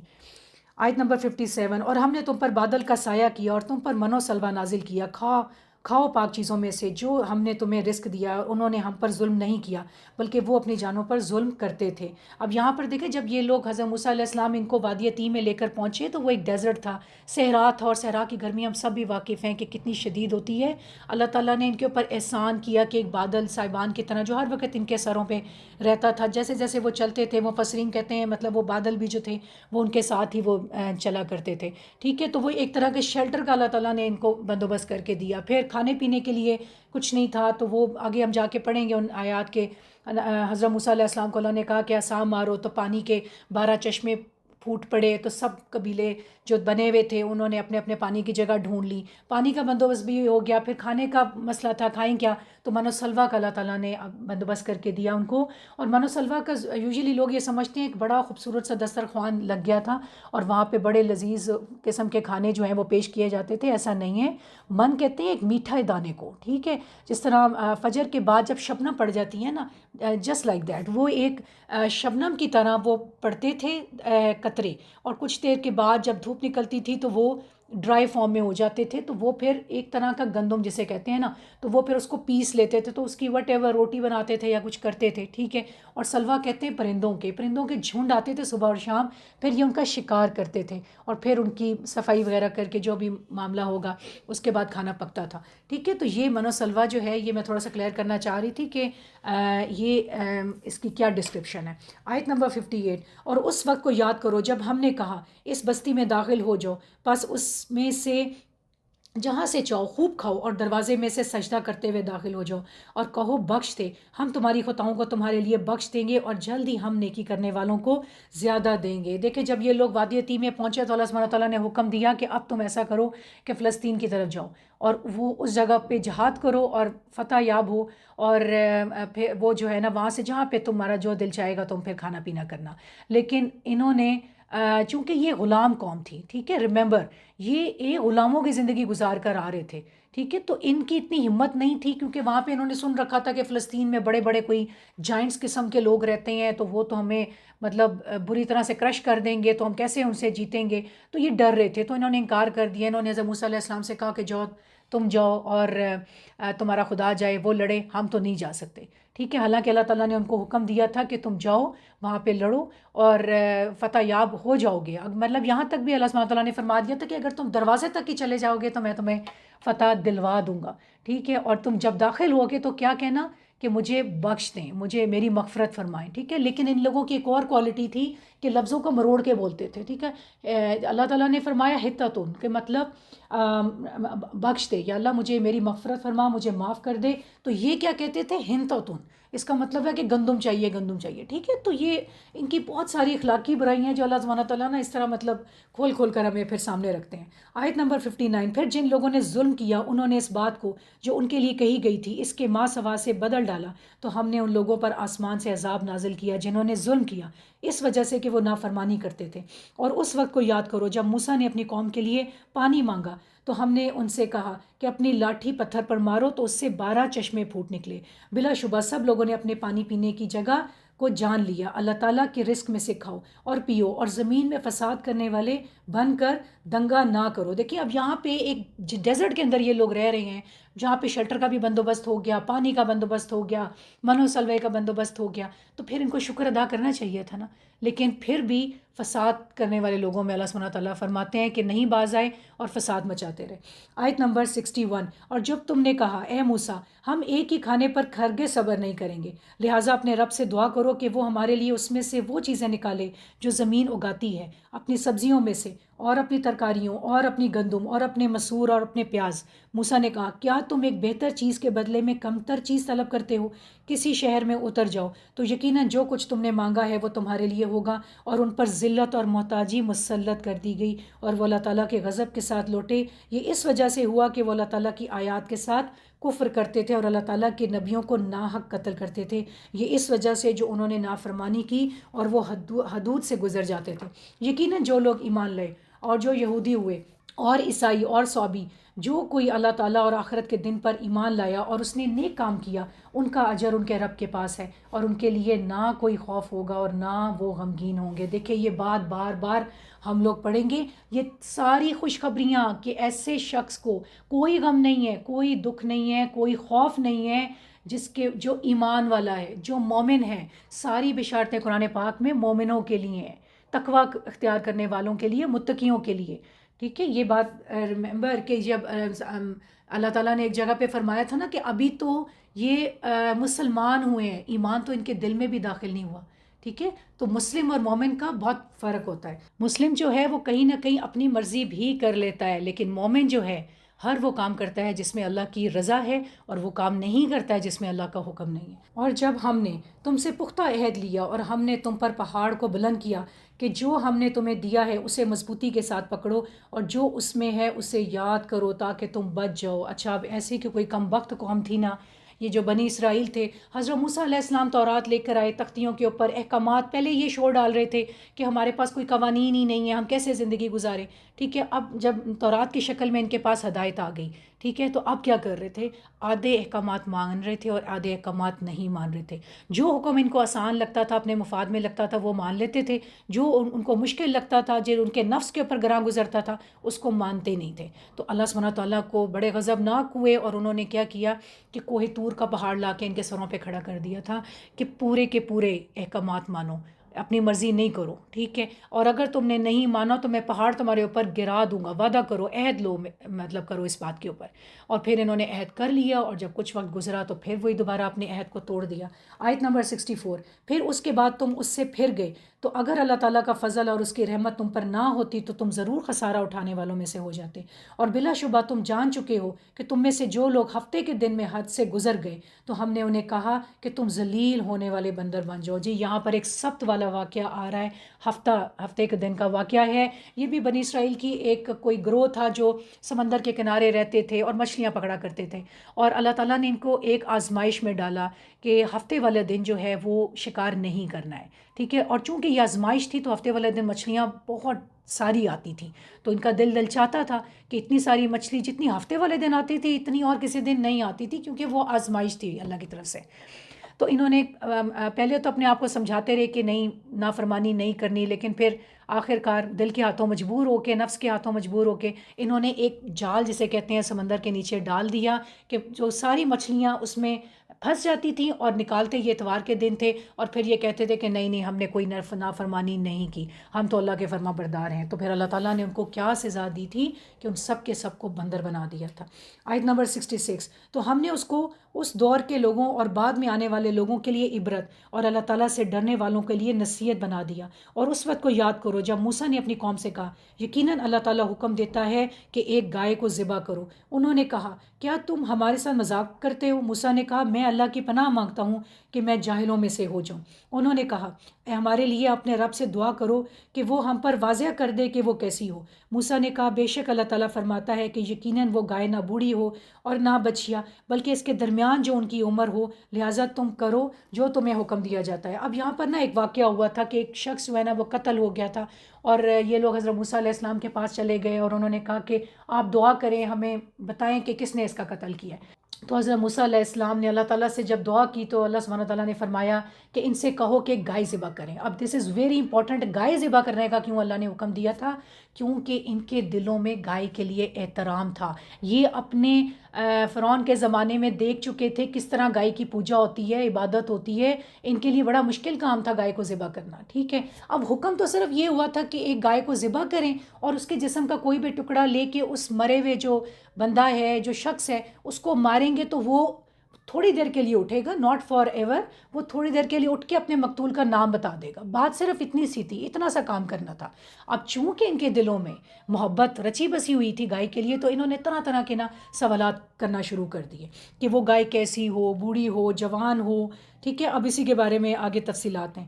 آیت نمبر 69، انہوں نے کہا، ہمارے لیے اپنے رب سے دعا کرو کہ وہ ہمارے لیے واضح کر دے کہ اس کا رنگ کیسا ہو۔ موسیٰ نے کہا بے شک اللہ تعالیٰ فرماتا ہے کہ یقیناً وہ زرد رنگ کی گائے ہو، اس کا رنگ چمکنے والا ہو کہ دیکھنے والوں کو خوش کرتی ہو۔ انہوں نے کہا ہمارے لیے اپنے رب سے دعا کرو، وہ ہمارے لیے واضح کر دے وہ کیسی ہو۔ بے شک گائے ہم پر مشتبہ ہو گئی ہے، اور یقیناً اللہ تعالیٰ نے چاہا تو ہم ضرور مقصد تک پہنچنے والے ہوں گے۔ موسیٰ نے جواب دیا یقیناً اللہ تعالیٰ فرماتا ہے وہ گائے ایسی ہو نہ جوتتی ہو، نہ مطلب نہ محنت کرنے والی ہو کہ زمین میں ہل چلاتی ہو، اور نہ کھیتوں کو پانی دیتی ہو، صحیح سالم ہو اور اس میں کوئی داغ نہ ہو۔ انہوں نے کہا اب تم حق لائے ہو۔ پھر انہوں نے اسے ذبح کیا اور وہ قریب نہ تھے کہ کرتے۔ ٹھیک ہے، اب دیکھیں اتنا مشکل ان لوگوں نے بنا دیا تھا اپنے سوالات کی وجہ سے کہ ایک وقت وہ آ گیا تھا کہ گائے ملنا ہی ناممکن ہو گیا تھا۔ خیر فائنلی ان لوگوں نے وہ گائے کو ڈھونڈ لیا اور پھر انہوں نے ذبح کیا اور اس کا ٹکڑا پھر مقتول پر مارا تو وہ بول اٹھا کہ میرا قاتل کون ہے۔ آیت نمبر 73۔ چنانچہ ہم نے حکم دیا اس لاش کو، اس گائے کا کوئی ٹکڑا مارو۔ اس طرح اللہ تعالیٰ مردوں کو زندہ کرتا ہے اور تمہیں اپنی نشانیاں دکھاتا ہے تاکہ تم سمجھو۔ پھر اس کے بعد تمہارے دل سخت ہو گئے تو وہ پتھروں کی طرح یا سختی میں اس سے بڑھ کر ہو گئے، اور بے شک پتھروں میں سے یقیناً کچھ وہ ہیں جن سے نہریں پھوٹ نکلتی ہیں، اور بے شک ان میں سے یقیناً وہ بھی ہیں جو پھٹ جاتا ہے تو اس میں سے پانی نکل آتا ہے، اور بے شک ان میں سے ہے جو یقیناً اللہ تعالیٰ کے خوف سے گر پڑتا ہے، اور اللہ تعالیٰ اس سے ہرگز بے خبر نہیں جو تم عمل کرتے ہو۔ دیکھیں اللہ از واچنگ اس، ٹھیک ہے، یہ بار بار ہم یہ بات پڑھیں گے کہ اللہ ہمارے ہر عمل کو دیکھ رہے ہیں، ہر وقت دیکھ رہے ہیں۔ دیکھیں اس کی مثال ایسی ہے کہ جیسے ہم اگر آفس میں کام کرتے ہیں اور کیمراز لگے ہوتے ہیں تو ہم کتنے کانشیس ہو کے کام کرتے ہیں کہ کوئی بات نہ ایسی ویسی ہو جائے تو باس مجھے جاب سے نکال دے گا، ٹھیک ہے، آل دا ٹائم الرٹ رہتے ہیں۔ اسی طرح اگر ہم اپنے دلوں کے اوپر اللہ کا کیمرہ بٹھا دیں گے نا کہ اللہ ہمارے ساتھ موجود ہے، میں یہاں پہ تنہا نہیں ہوں، میرے ساتھ 2 کرامن کاتبین بھی موجود ہیں اور اللہ کی ذات بھی موجود ہیں، تو پھر کوئی غلط کام کر نہیں سکیں گے، پھر ہماری آنکھیں نہ کچھ ایسا دیکھ سکیں گی، نہ ہماری زبان کوئی ایسے بات بول سکے گی۔ اللہ سبحانہ و تعالیٰ جی دعا کرتے ہیں کہ ہمیں اپنے احکامات پر عمل کرنے والا بنا دے، آمین ثم آمین۔ تو کیا تم طمع رکھتے ہو کہ وہ تمہارے لیے ایمان لے آئیں گے، حالانکہ یقیناً ان میں سے ایک گروہ ہمیشہ سے اللہ تعالیٰ کا کلام سنتا ہے پھر اس کے بعد اس کو بدل دیتے ہیں کہ وہ اسے سمجھ لیتے ہیں اور وہ جانتے ہیں۔ دیکھیں یہاں پہ نبی کریم صلی اللہ علیہ وسلم کی بات اللہ سبحانہ تعالیٰ فرما رہے ہیں کہ بنی اسرائیلی یہ بات بہت اچھے سے جانتے تھے کہ محمد صلی اللہ علیہ وسلم اللہ کے نبی ہیں، مگر ضد اور حسد کہ ان کا ظہور بنی اسماعیل سے کیوں آئے، یہ بنی اسرائیل سے کیوں نہیں آئے، ماننے کے لیے تیار نہیں ہوتے تھے۔ اور جب وہ ان لوگوں سے ملتے ہیں جو ایمان لائے تو کہتے ہیں کہ ہم ایمان لائے، اور جب بعض ان کا بعض کی طرف تنہا ہوتا ہے تو کہتے ہیں کہ کیا تم انہیں وہ باتیں بتاتے ہو جو اللہ تعالیٰ نے تم پر کھولی ہیں تاکہ وہ ان کے ساتھ تمہارے رب کے پاس تم سے جھگڑا کریں، تو کیا تم سمجھتے نہیں؟ کیا وہ نہیں جانتے کہ یقیناً اللہ تعالیٰ جانتا ہے جو کچھ وہ چھپاتے ہیں اور جو کچھ وہ ظاہر کرتے ہیں، اور ان میں سے کچھ ان پڑھ بھی ہیں جو کتاب کا علم ہی نہیں رکھتے سوائے چند آرزوؤں کے، اور اس کے سوا کچھ نہیں کہ وہ گمان کرتے ہیں۔ تباہی ہے ان لوگوں کے لیے جو اپنے ہاتھوں سے کتاب لکھتے ہیں پھر کہتے ہیں کہ یہ اللہ تعالیٰ کی طرف سے ہے تاکہ اس کے بدلے میں وہ تھوڑی سی قیمت وصول کریں، پس ان کے لیے تباہی ہے اس چیز کی وجہ سے جو ان کے ہاتھوں نے لکھا ہے، اور ہلاکت ہے ان کے لیے اس کی وجہ سے جو وہ کماتے ہیں۔ اور انہوں نے کہا جہنم کی آگ ہمیں ہرگز نہیں چھوئے گی مگر گنتی کے چند دن۔ کہہ دو کیا تم نے اللہ کے سوا کوئی عہد لے رکھا ہے تو وہ اپنے عہد کی خلاف ورزی کبھی نہیں کرے گا، یا تم اللہ تعالیٰ پر ایسی بات کہتے ہو جو تم نہیں جانتے ہو۔ دیکھیں ایک ان کا تکبر کہ ہم اللہ تعالیٰ کے بڑے فیورٹ ہیں، بڑے چہیتے ہیں، ہم اللہ سبحانہ تعالیٰ نے ایک نبوت کا لمبا سلسلہ ہماری نسل سے جاری اور ساری کیا، اس کا مطلب ہے کہ ہم اللہ کے پسندیدہ قوم ہیں، ٹھیک ہے۔ تو یہ کیسے ہو سکتا ہے کہ اللہ سبحانہ تعالیٰ ہم پر اپنا جہنم کا عذاب ڈالے، اور ہم ان کا مطلب کہنا یہ تھا کہ ہم جائیں گے بھی نا تو بس تھوڑے سے چند دنوں کے لیے ایک چکر جسے کہتے ہیں وہ لگا کر آئیں گے اور بس پھر ہم نے جنتوں میں ہمیشہ کے لیے رہنا ہے۔ تو اللہ تعالیٰ کہتے ہیں کہ تم نے کیا کوئی وعدہ لے رکھا ہے اس بات کا؟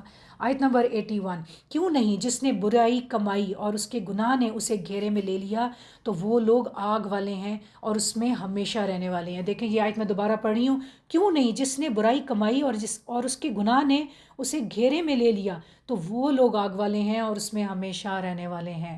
دیکھیں جو اگر نیک عمل ہم کریں گے تو وہ بھی ہماری ہی لیے ہے دنیا میں بھی اور آخرت میں، اور اگر ہم کوئی برا عمل کرتے ہیں تو وہ بھی ہمارے ہی لیے ہے دنیا میں بھی اور آخرت میں بھی، اور وہی لوگ جہنم میں جائیں گے۔ یہاں پہ کوئی آباء و اجداد، کوئی ریفرنس کسی قسم کا بھی قیامت کے دن کام نہیں آئے گا۔ یہ بات یاد رکھیں، نبی کریم صلی اللہ علیہ وسلم نے اپنی بیٹی فاطمہ سے کہا تھا اعملوا عمل کرو، قیامت کے دن میں کوئی کام نہیں آ سکوں گا۔ تو جب نبی کریم صلی اللہ علیہ وسلم اپنی بیٹی کو یہ بات کر سکتے ہیں تو پھر ہماری تو کوئی اوقات نہیں ہے نا، ہم کہاں پہ اسٹینڈ کر رہے ہیں اور ہم نے کون سی سفارشوں پہ امید لگا کے بیٹھے ہوئے ہیں۔ آیت نمبر 82، اور جو لوگ ایمان لائے اور نیک عمل کیے وہی لوگ جنت والے ہیں اور وہ اس میں ہمیشہ رہنے والے ہیں۔ اور جب ہم نے بنی اسرائیل سے پختہ عہد لیا کہ تم اللہ کے سوا کسی کی عبادت نہ کرو گے اور والدین اور رشتہ داروں اور یتیموں اور مسکینوں سے احسان کرو گے اور لوگوں سے اچھی بات کہو اور نماز قائم کرو اور زکوٰۃ ادا کرو، پھر تم میں سے تھوڑے سے لوگوں کے سوا سب اس عہد سے پھر گئے اور تم منہ موڑنے والے تھے۔ اور جب ہم نے تم سے پختہ عہد لیا تھا کہ تم اپنوں کا خون نہ بہاؤ گے اور نہ اپنے آپ کو اپنے گھروں سے نکالو گے، پھر تم نے اقرار کیا اور تم خود ہی اس پر گواہی دیتے ہو، پھر تم تو وہ لوگ ہو کہ اپنے آپ کو قتل کرتے ہو اور اپنوں میں سے ایک گروہ کو ان کے گھروں سے نکالتے ہو، گناہ اور زیادتی میں ان کے خلاف ایک دوسرے کی مدد کرتے ہو، اور اگر وہ تمہارے پاس قید ہو کر آئیں تو تم ان کا فدیہ دیتے ہو، حالانکہ انہیں نکالنا تم پر حرام کیا گیا تھا۔ تو کیا تم کتاب کے کچھ حصے پر ایمان لاتے ہو اور کچھ حصے کا کفر کرتے ہو؟ دیکھیں جب یہ بات آتی ہے نا تو ایسے نہیں لگتا کہ اللہ سبحانہ تعالیٰ ہم سے بات کر رہے ہیں، بنی اسرائیل سے تو بات کر ہی رہے ہیں، لیکن کہ ہمارا عمل ایسا نہیں ہے کہ اللہ کے کچھ احکامات پر تو عمل کرتے ہیں اور کچھ کو چھوڑ دیتے ہیں؟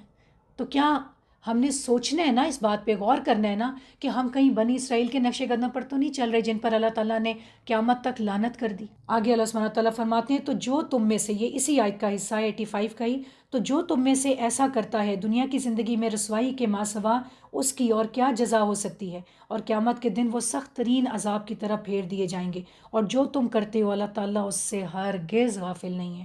یہ وہ لوگ ہیں جنہوں نے آخرت کے بدلے دنیا کی زندگی خرید لی ہے، سو نہ ان کے عذاب میں کمی کی جائے گی اور نہ ہی وہ مدد کیے جائیں گے۔ دیکھیں جو لوگ دنیا کے طلبگار ہوتے ہیں نا انہیں دنیا اللہ سبحانہ تعالیٰ دے دیتے ہیں۔ ہم اپنی دعاؤں کو بھی اگر دیکھیں نا تو دنیا دنیا دنیا، زیادہ تر دعائیں ہماری دنیا سے ریلیٹڈ ہوتی ہیں، ٹھیک ہے، بالکل اس میں کوئی شک نہیں ہے، مانگنی چاہیے دنیا۔ نبی کریم صلی اللہ علیہ وسلم نے فرمایا جوتے کا تسمہ بھی مانگنا ہے تو اللہ سے مانگنا ہے، ٹھیک ہے، لیکن دنیا کے ساتھ ساتھ فکر آخرت کی ہونی چاہیے، آخرت کے لیے بھاگ دوڑ کرنے کی کوششیں ہونی چاہیے، صرف دنیا کے پیچھے نہیں بھاگنا ہے، آخرت کی تیاری کرنی ہے، آخرت کے لیے اپنے آپ کو تیار کرنا ہے کہ کیا ہمارے ایسے عمل ہیں کہ ہم اللہ سبحانہ تعالیٰ کے سامنے کھڑے ہو کر حساب دے سکیں۔ ربنا آتنا فی الدنیا حسنۃ وفی الآخرۃ حسنۃ وقنا عذاب النار، کہ اے اللہ ہمیں دنیا اور آخرت دونوں کی ہی بھلائیاں اور کامیابیاں نصیب فرمائے، آمین ثم آمین۔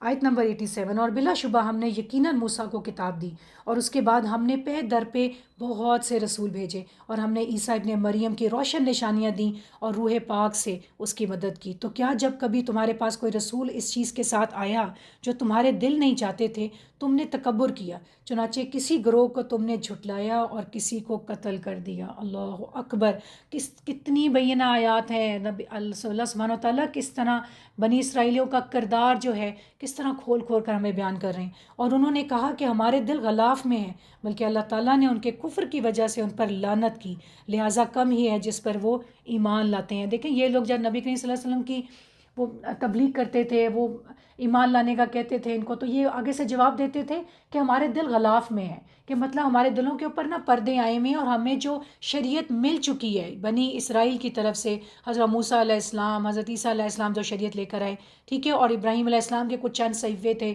حضرت داؤد علیہ السلام پر زبور نازل ہوئی، تو کہتے تھے کہ یہ شریعت ہمارے لیے کافی ہے، اب آپ جو شریعت لے کر آئے ہیں نا ہمیں اس کی سمجھ نہیں آتی، تو ہمارے تو جو پردے ہیں نا جو غلوف ہیں وہ دل کے اندر داخل ہونے ہی نہیں دیتے، ہمارے دل پہلے سے ہی بھرے پڑے ہوئے ہیں۔ آیت نمبر 89، اور جب اللہ تعالیٰ کی طرف سے ان کے پاس ایک کتاب آ گئی جو اس کی تصدیق کرنے والی ہے جو ان کے پاس ہے، حالانکہ وہ اس سے پہلے کافروں پر فتح مانگا کرتے تھے، پھر جب وہ چیز ان کے پاس آ گئی جسے انہوں نے پہچان لیا تو انہوں نے اس کے ساتھ کفر کیا، کفر کرنے والوں پر اللہ کی لعنت ہے۔ دیکھیں جب تک نبی کریم صلی اللہ علیہ وسلم مدینہ میں نہیں تشریف لائے تھے نا، ان کی آپس میں بہت جنگ و جدال ہوتے تھے، اوس اور خزرج کے قبیلے بنے ہوئے تھے اور آپس میں ہر وقت دشمنی تھی ان کی، خون بہایا کرتے تھے، چھوٹی چھوٹی بات پہ لڑ پڑتے تھے، ٹھیک ہے۔ تو اللہ سبحانہ و تعالیٰ فرماتے ہیں کہ جب ان کی جنگ ہوتی تھی نا اس وقت تو یہ کیا کہتے تھے،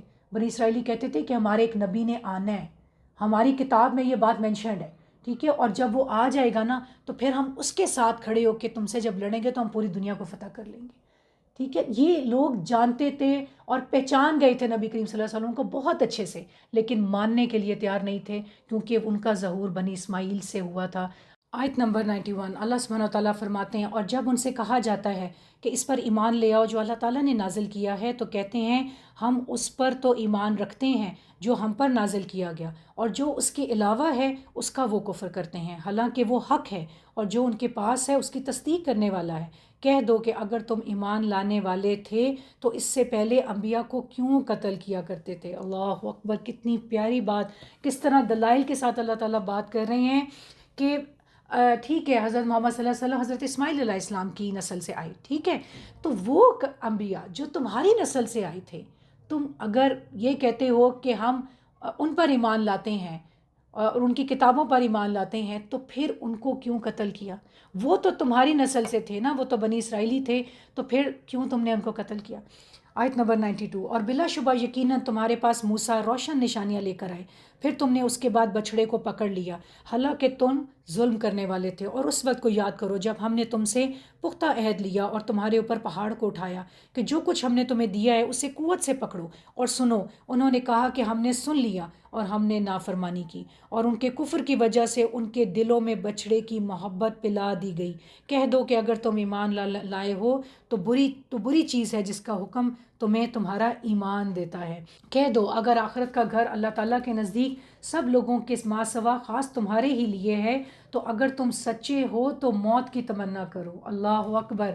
دیکھیں یہ لوگ کہتے تھے نا کہ ہم نے بس جہنم کے چند دن ہی جانا ہے اور بس عذاب نہیں کاٹنا ہے ہم نے جہنم کا، ہمارے لیے تو جنتیں ہی ہیں آگے کیونکہ ہم تو اللہ کے بڑے فیورٹس ہیں. تو اللہ تعالیٰ فرماتے ہیں کہ اگر تمہیں معلوم ہے کہ تم نے جنت میں جانا ہے تو پھر موت مانگا کرو نا اللہ تعالیٰ سے، پھر موت مانگا کرو، کیونکہ پھر جب آپ کو نظر آ رہا ہے کہ میں نے مرنے کے بعد جنت میں جانا ہے تو پھر تو انسان مانگتا ہے کہ یا رب بس جلدی جلدی سے یہ وقت ختم ہو، میں اس دنیا سے رخصت ہوں اور آگے جنتوں میں داخل ہوں. لیکن یہ کام یہ نہیں کرتے تھے، موت کی تمنا نہیں کرتے تھے.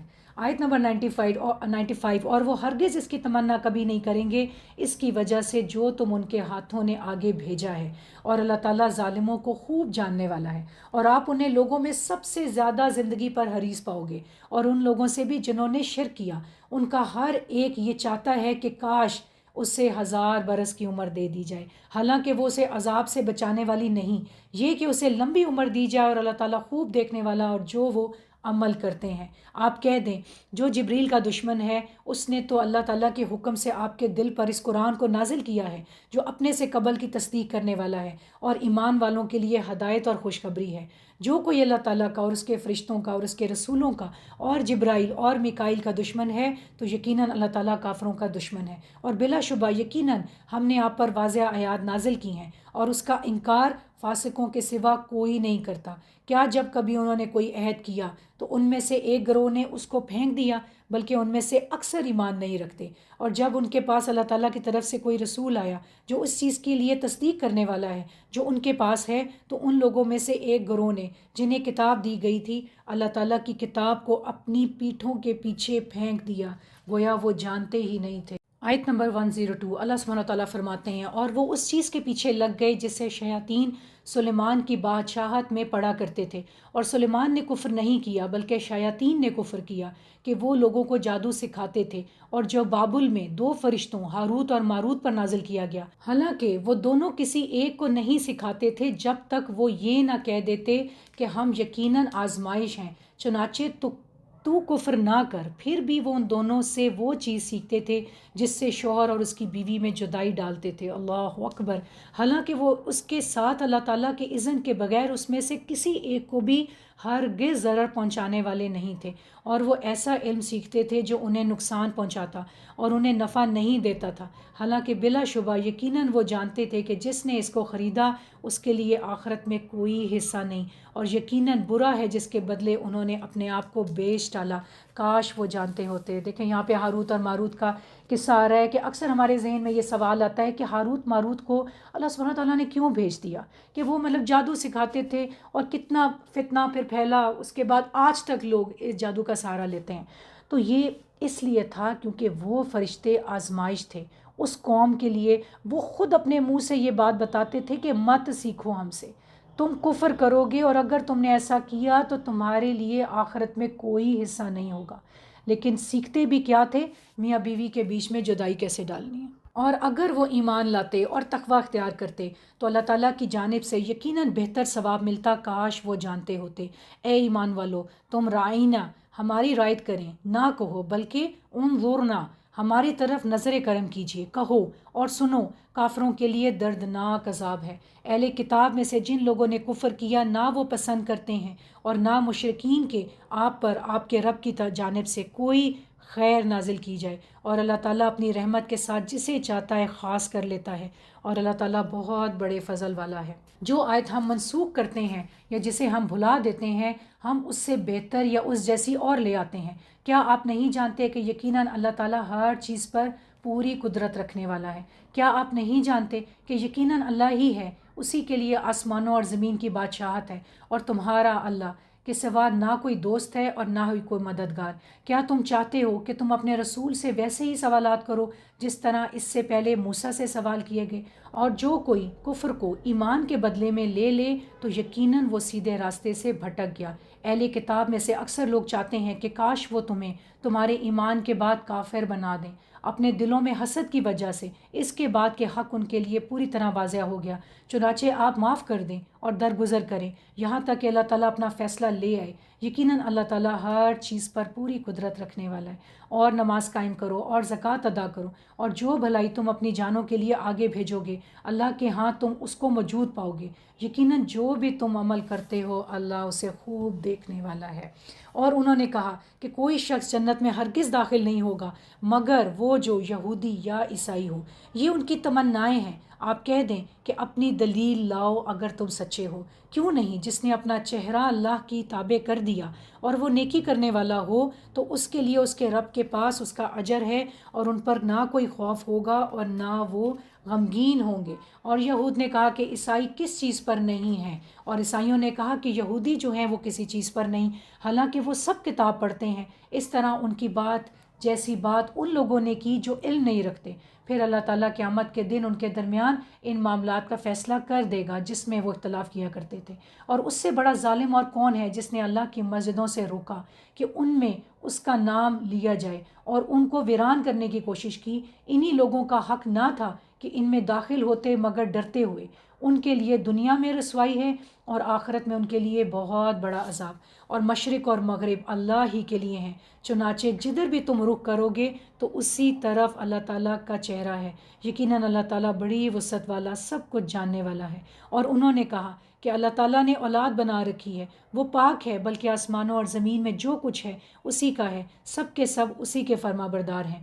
آسمانوں اور زمین کا موجد ہے، اور جب کسی کام کا فیصلہ کرتا ہے تو یقیناً اس کو وہ کہتا ہے کہ کن فیکن، ہو جا، اور وہ ہو جاتا ہے۔ دیکھیں جب اللہ سبحانہ تعالیٰ فرماتے ہیں نا کہ زمین و آسمان کا مالک تو صرف وہی ہے، اس کا کیا مطلب ہے؟ اس کا مطلب یہ ہے کہ آسمان اور زمین سب کے سب اللہ کے فرما بردار ہیں، سب کے سب اللہ کی اطاعت کرنے والے ہیں، اللہ کے مطیع ہیں، اللہ کی تسبیح بیان کر رہے ہیں، اللہ کی عبادت کر رہے ہیں، یعنی جو اللہ سبحانہ تعالیٰ انہیں حکم دیتا ہے وہ اس پر عمل کر رہے ہیں، وہ اپنی مرضی نہیں کر رہے ہیں۔ چاند یہ نہیں کہتا کہ آج میں تھک گیا ہوں تو آج میں نہیں آتا، یا سورج کہتا ہے کہ چلو آج میں ٹھنڈا ہو کے نکلتا ہوں۔ اللہ کی ساری مخلوق سوائے انسانوں اور جنوں کے فرما برداری میں مصروف ہے، اطاعت گزاری میں مصروف ہے۔ آیت نمبر 118 اللہ سبحانہ تعالیٰ فرماتے ہیں اور جو لوگ علم نہیں رکھتے انہوں نے کہا کہ اللہ تعالیٰ خود ہم سے بات کیوں نہیں کرتا، یا ہمارے پاس کوئی نشانی کیوں نہیں آتی؟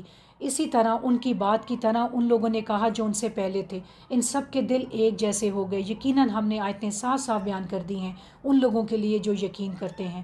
یقیناً ہم نے آپ کو حق کے ساتھ خوشخبری سنانے والا اور ڈرانے والا بنا کر بھیجا ہے، اور آپ سے اہل دوزخ کے بارے میں نہیں پوچھا جائے گا۔ دیکھیں یہ لوگ جو مشرکین مکہ تھے وہ پھر رسول کریم صلی اللہ علیہ وسلم کو تنگ کیا کرتے تھے، اور وہ کہتے تھے کہ یہود بھی اس قسم کی باتیں کرتے تھے اہل کتاب والے کہ آپ ایسی کوئی نشانی ہمارے پر کیوں نہیں ظاہر کرتے ہیں؟ اگر آپ رسول ہیں اللہ کے سچے تو پھر جیسے پہلے حضرت موسیٰ علیہ السلام معجزات لے کے آئے یا حضرت عیسیٰ علیہ السلام لے کر آئے، انہوں نے اپنی قوم کو دکھائے نا معجزات، تو آپ بھی ہمیں کوئی نشانی دکھا دیں تو ہم بھی آپ پر ایمان لے آئیں گے۔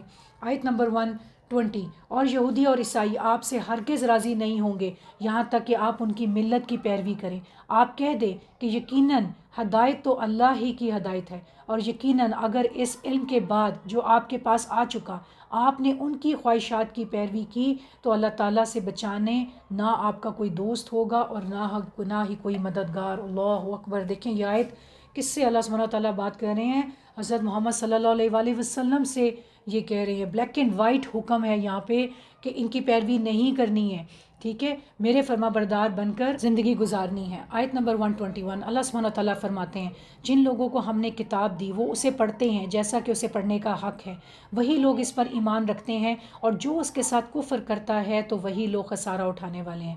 اے بنی اسرائیل یاد کرو میری اس نعمت کو جو میں نے تمہیں عطا کی تھی، اور یقیناً میں نے تمہیں جہانوں پر فضیلت دی تھی، اور ڈرو اس دن سے جس میں کوئی شخص کسی شخص کے کچھ بھی کام نہ آئے گا، اور نہ اس سے کوئی فدیہ قبول کیا جائے گا، اور نہ اس کو کوئی سفارش فائدہ دے گی، اور نہ وہ مدد دیے جائیں گے۔ اور جب ابراہیم کو اس کے رب نے چند باتوں میں آزمایا تو اس نے ان سب کو پورا کر دیا۔ اللہ نے فرمایا یقیناً میں تمہیں سب لوگوں کے لیے امام بنانے والا ہوں۔ ابراہیم نے کہا اور میری اولاد سے بھی؟ اللہ نے فرمایا میرا عہد ظالموں کو نہیں پہنچتا۔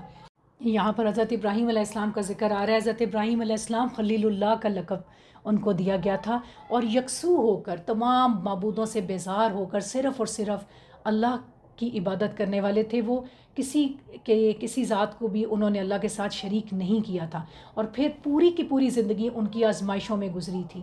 ایک ایسے گھرانے میں پیدا ہوئے کہ ان کے جو والد تھے وہ بتوں کو بنایا کرتے تھے، بت گھر میں جس طرح کہتے ہیں نا، اس گھر میں وہ پیدا ہوئے تھے، لیکن ان کا دل اس بات کو ماننے کے لیے تیار نہیں تھا کہ ہم خود ہی سے بتوں کو کریٹ کرتے ہیں اور اس کے بعد ہم کہتے ہیں یہ ہمارے خدا ہیں، ٹھیک ہے۔ اور پھر جب بڑے ہوئے پھر نمرود سے ان کا واسطہ پڑا، اور نمرود نے کہا کہ میں بھی خدا ہوں، تو انہوں نے کہا ٹھیک ہے اگر تم خدا ہو تو میرا خدا تو مشرق سے سورج جو ہے وہ نکالتا ہے اور مغرب میں غروب کرتا ہے، تو تم مغرب سے نکال کر دکھا دو اور مشرق میں غروب کر دو۔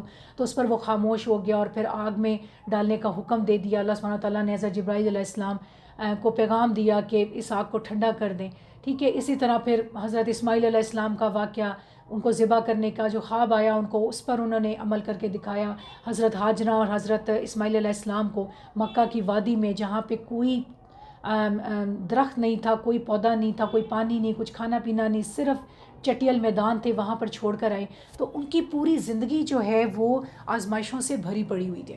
تو اللہ سبحانہ تعالیٰ نے پھر جب ان کو سرٹیفکیٹ بھی دیا، جب انعام دیا ان کو، تو کیا انعام دیا کہ انہیں بتایا کہ تم تمام انسانیت کے لیے پیشوا بنا دیا ہے، میں نے امام بنا دیا تمہیں، یہ ان کا انعام تھا۔ آیت نمبر 125 اور جب ہم نے بیت اللہ کو لوگوں کے لیے لوٹ کر آنے کی جگہ اور سراسر امن بنایا، اور تم مقام ابراہیم کو نماز پڑھنے کی جگہ بناؤ، اور ہم نے ابراہیم اور اسماعیل کو تاکیدی حکم دیا کہ آپ دونوں میرے گھر کا طواف کرنے والوں اور اعتکاف کرنے والوں اور رکوع اور سجدہ کرنے والوں کے لیے پاک صاف رکھو۔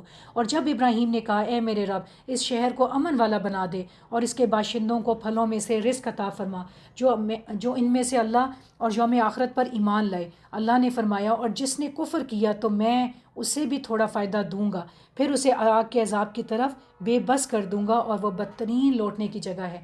آیت نمبر 127 اور جب ابراہیم علیہ السلام اور اسماعیل علیہ السلام بیت اللہ کی بنیادیں اٹھا رہے تھے تو انہوں نے کہا اے ہمارے رب ہم سے قبول فرما، یقیناً تو ہی سب کچھ سننے والا ہے، سب کچھ جاننے والا ہے۔ اے ہمارے رب ہمیں اپنے لیے فرما بردار بنا، اور ہماری اولاد میں سے بھی ایک امت اپنے لیے فرما بردار بنا، اور ہمیں ہماری عبادت کے طریقے دکھا اور ہماری توبہ قبول فرما، یقیناً تو بڑا توبہ قبول کرنے والا نہایت رحم والا ہے۔ اے ہمارے رب اور ان لوگوں میں ان ہی میں سے ایک رسول بھیج جو انہیں تیری آیات پڑھ کر سنائے اور انہیں کتاب اور حکمت کی تعلیم دے اور ان کو پاک کرے، یقیناً تو سب پر غالب اور کمال حکمت والا ہے۔ دیکھیں یہ دعا جو نبی کریم صلی اللہ علیہ وآلہ وسلم پھر ان کا نزول ہوا، یہ وہ دعا تھی کہ جو حضرت ابراہیم اور حضرت اسماعیل علیہ السلام کی دعا تھی۔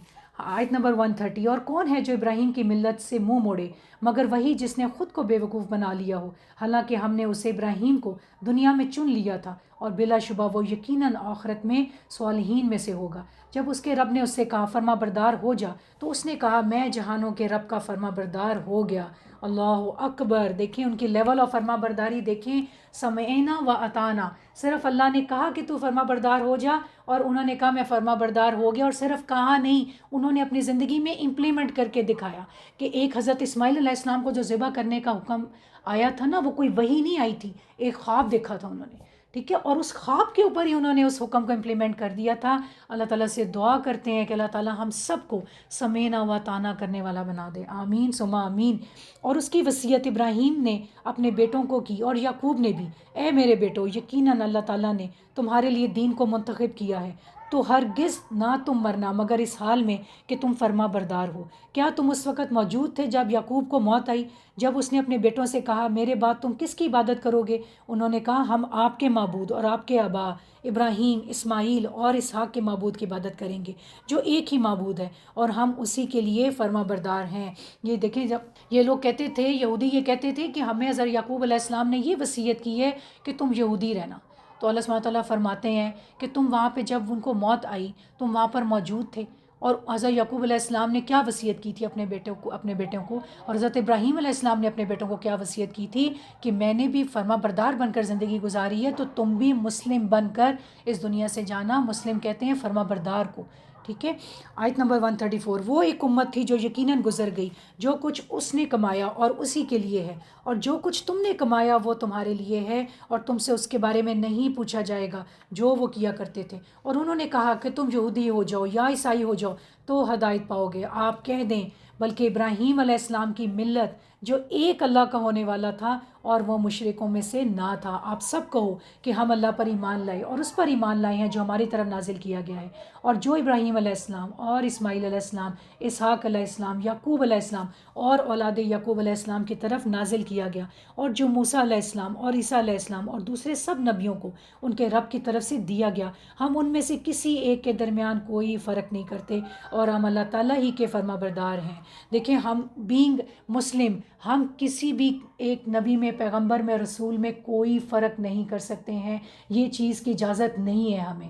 ہاں، اللہ سبحانہ تعالیٰ کے ہاں درجات اور فضیلت ہے، کچھ رسولوں کو اللہ تعالیٰ نے زیادہ فضیلت دی ہے کچھ رسولوں کی نسبت، لیکن ہمیں اس بات کی اجازت نہیں ہے، ہم کسی میں بھی ایک میں بھی کوئی فرق نہیں کر سکتے ہیں۔ آیت نمبر 137، پھر اگر وہ اس جیسی چیز پر ایمان لائیں جس پر تم ایمان لائے ہو تو یقیناً وہ ہدایت پا گئے، اور اگر وہ پھر جائیں تو یقیناً اب وہ مخالفت میں ہیں، چنانچہ عنقریب ان سے اللہ آپ کو کافی ہو جائے گا، اور وہ سب کچھ سننے والا، سب کچھ جاننے والا ہے۔ اللہ کا رنگ اختیار کرو، اور رنگ میں اللہ سے زیادہ کون اچھا ہے، اور ہم اسی کے لیے عبادت کرنے والے ہیں۔ بہت خوبصورت فیورٹ ترین آیات میں سے میری یہ آیت ہے کہ سب سے خوبصورت رنگ اللہ کا رنگ ہے، اللہ کے رنگ میں رنگ جانا ہے۔ ہم سب اللہ سبحانہ تعالیٰ سے دعا کرتے ہیں کہ اللہ سبحانہ تعالیٰ ہمیں اپنے رنگ میں رنگ دیں۔ آیت نمبر 139، آپ کہہ دیں کیا تم اللہ کے بارے میں ہم سے جھگڑتے ہو، حالانکہ وہی ہمارا رب اور تمہارا رب ہے، اور ہمارے لیے ہمارے اعمال ہیں اور تمہارے لیے تمہارے اعمال ہیں، اور ہم اس کے لیے خالص کرنے والے ہیں۔ یا تم کہتے ہو کہ یقیناً ابراہیم، اسماعیل، اسحاق، یعقوب اور ان کی اولاد سب یہودی یا عیسائی تھے؟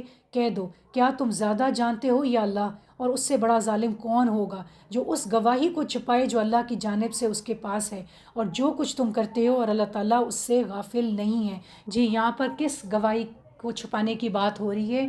ان کی کتابوں میں، تورات میں، انجیل میں اللہ سبحانہ تعالیٰ نے رسول کریم صلی اللہ علیہ وآلہ وسلم کی جو صفات اور خوبیاں بیان کی تھیں وہ درج تھیں۔ اسی وجہ سے جب یہ لوگ آئے تھے حضور صلی اللہ علیہ وسلم کو ملنے کے لیے تو یہ بہت اچھے سے پہچان گئے تھے کہ اللہ کے سچے رسول ہیں، اور یہی خوبیاں، یہی صفات تو ہمارے کتابوں میں بتائی گئی ہیں اور وہ ان کو نظر آ رہی تھیں سامنے، لیکن پھر بھی ایسے بدبخت کہ ایمان لے کر نہیں آ سکے، کیونکہ یہاں پر بات تھی سرداری کی، چودراہٹ کی، کہ اگر ہم نے نبی کریم صلی اللہ علیہ وسلم پر ایمان لے آئے تو پھر ہم سے یہ جو قیادت ہے یہ چلی جائے گی، اور ہمیں ان کے مطابق جو ہے اپنی زندگیاں گزارنی پڑیں گی، اور اس چیز کے لیے تیار نہیں تھے۔ اپنے نفس کی خواہشات کی پیروی کی انہوں نے، اور جو حق تھا، جو سچ تھا، جو ان کے سامنے آ چکا تھا، اس کو ماننے سے انکار کر دیا۔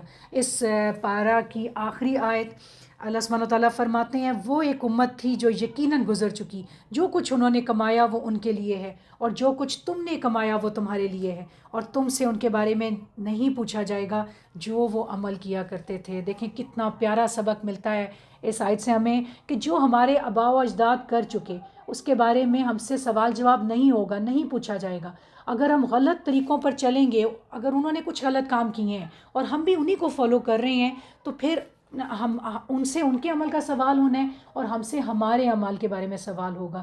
کل کو ہم یہ نہیں کہیں گے کہ ہمارے آباء و اجداد یا اللہ یہ کام کرتے تھے، اس وجہ سے ہم نے یہ کیا تو ہماری بچت کر دیں۔ جو انہوں نے کیا وہ ان کا عمل تھا، جو ہم کریں گے وہ ہمارا عمل ہے۔ اللہ سبحانہ و تعالیٰ ہمیں علم والا بنا دے۔ اب اجازت دیجئے، پہلا پارہ ختم ہوا یہاں پر ہمارا، کل انشاءاللہ تعالیٰ دوسرا پارہ کریں گے اور دیکھیں گے اللہ سبحانہ و تعالیٰ ہمیں کیا احکامات دے رہے ہیں۔ سبحانک اللہم و بحمدک، اشہد ان لا الہ الا انت، استغفرک و اتوب الیک۔ السلام علیکم ورحمۃ اللہ وبرکاتہ۔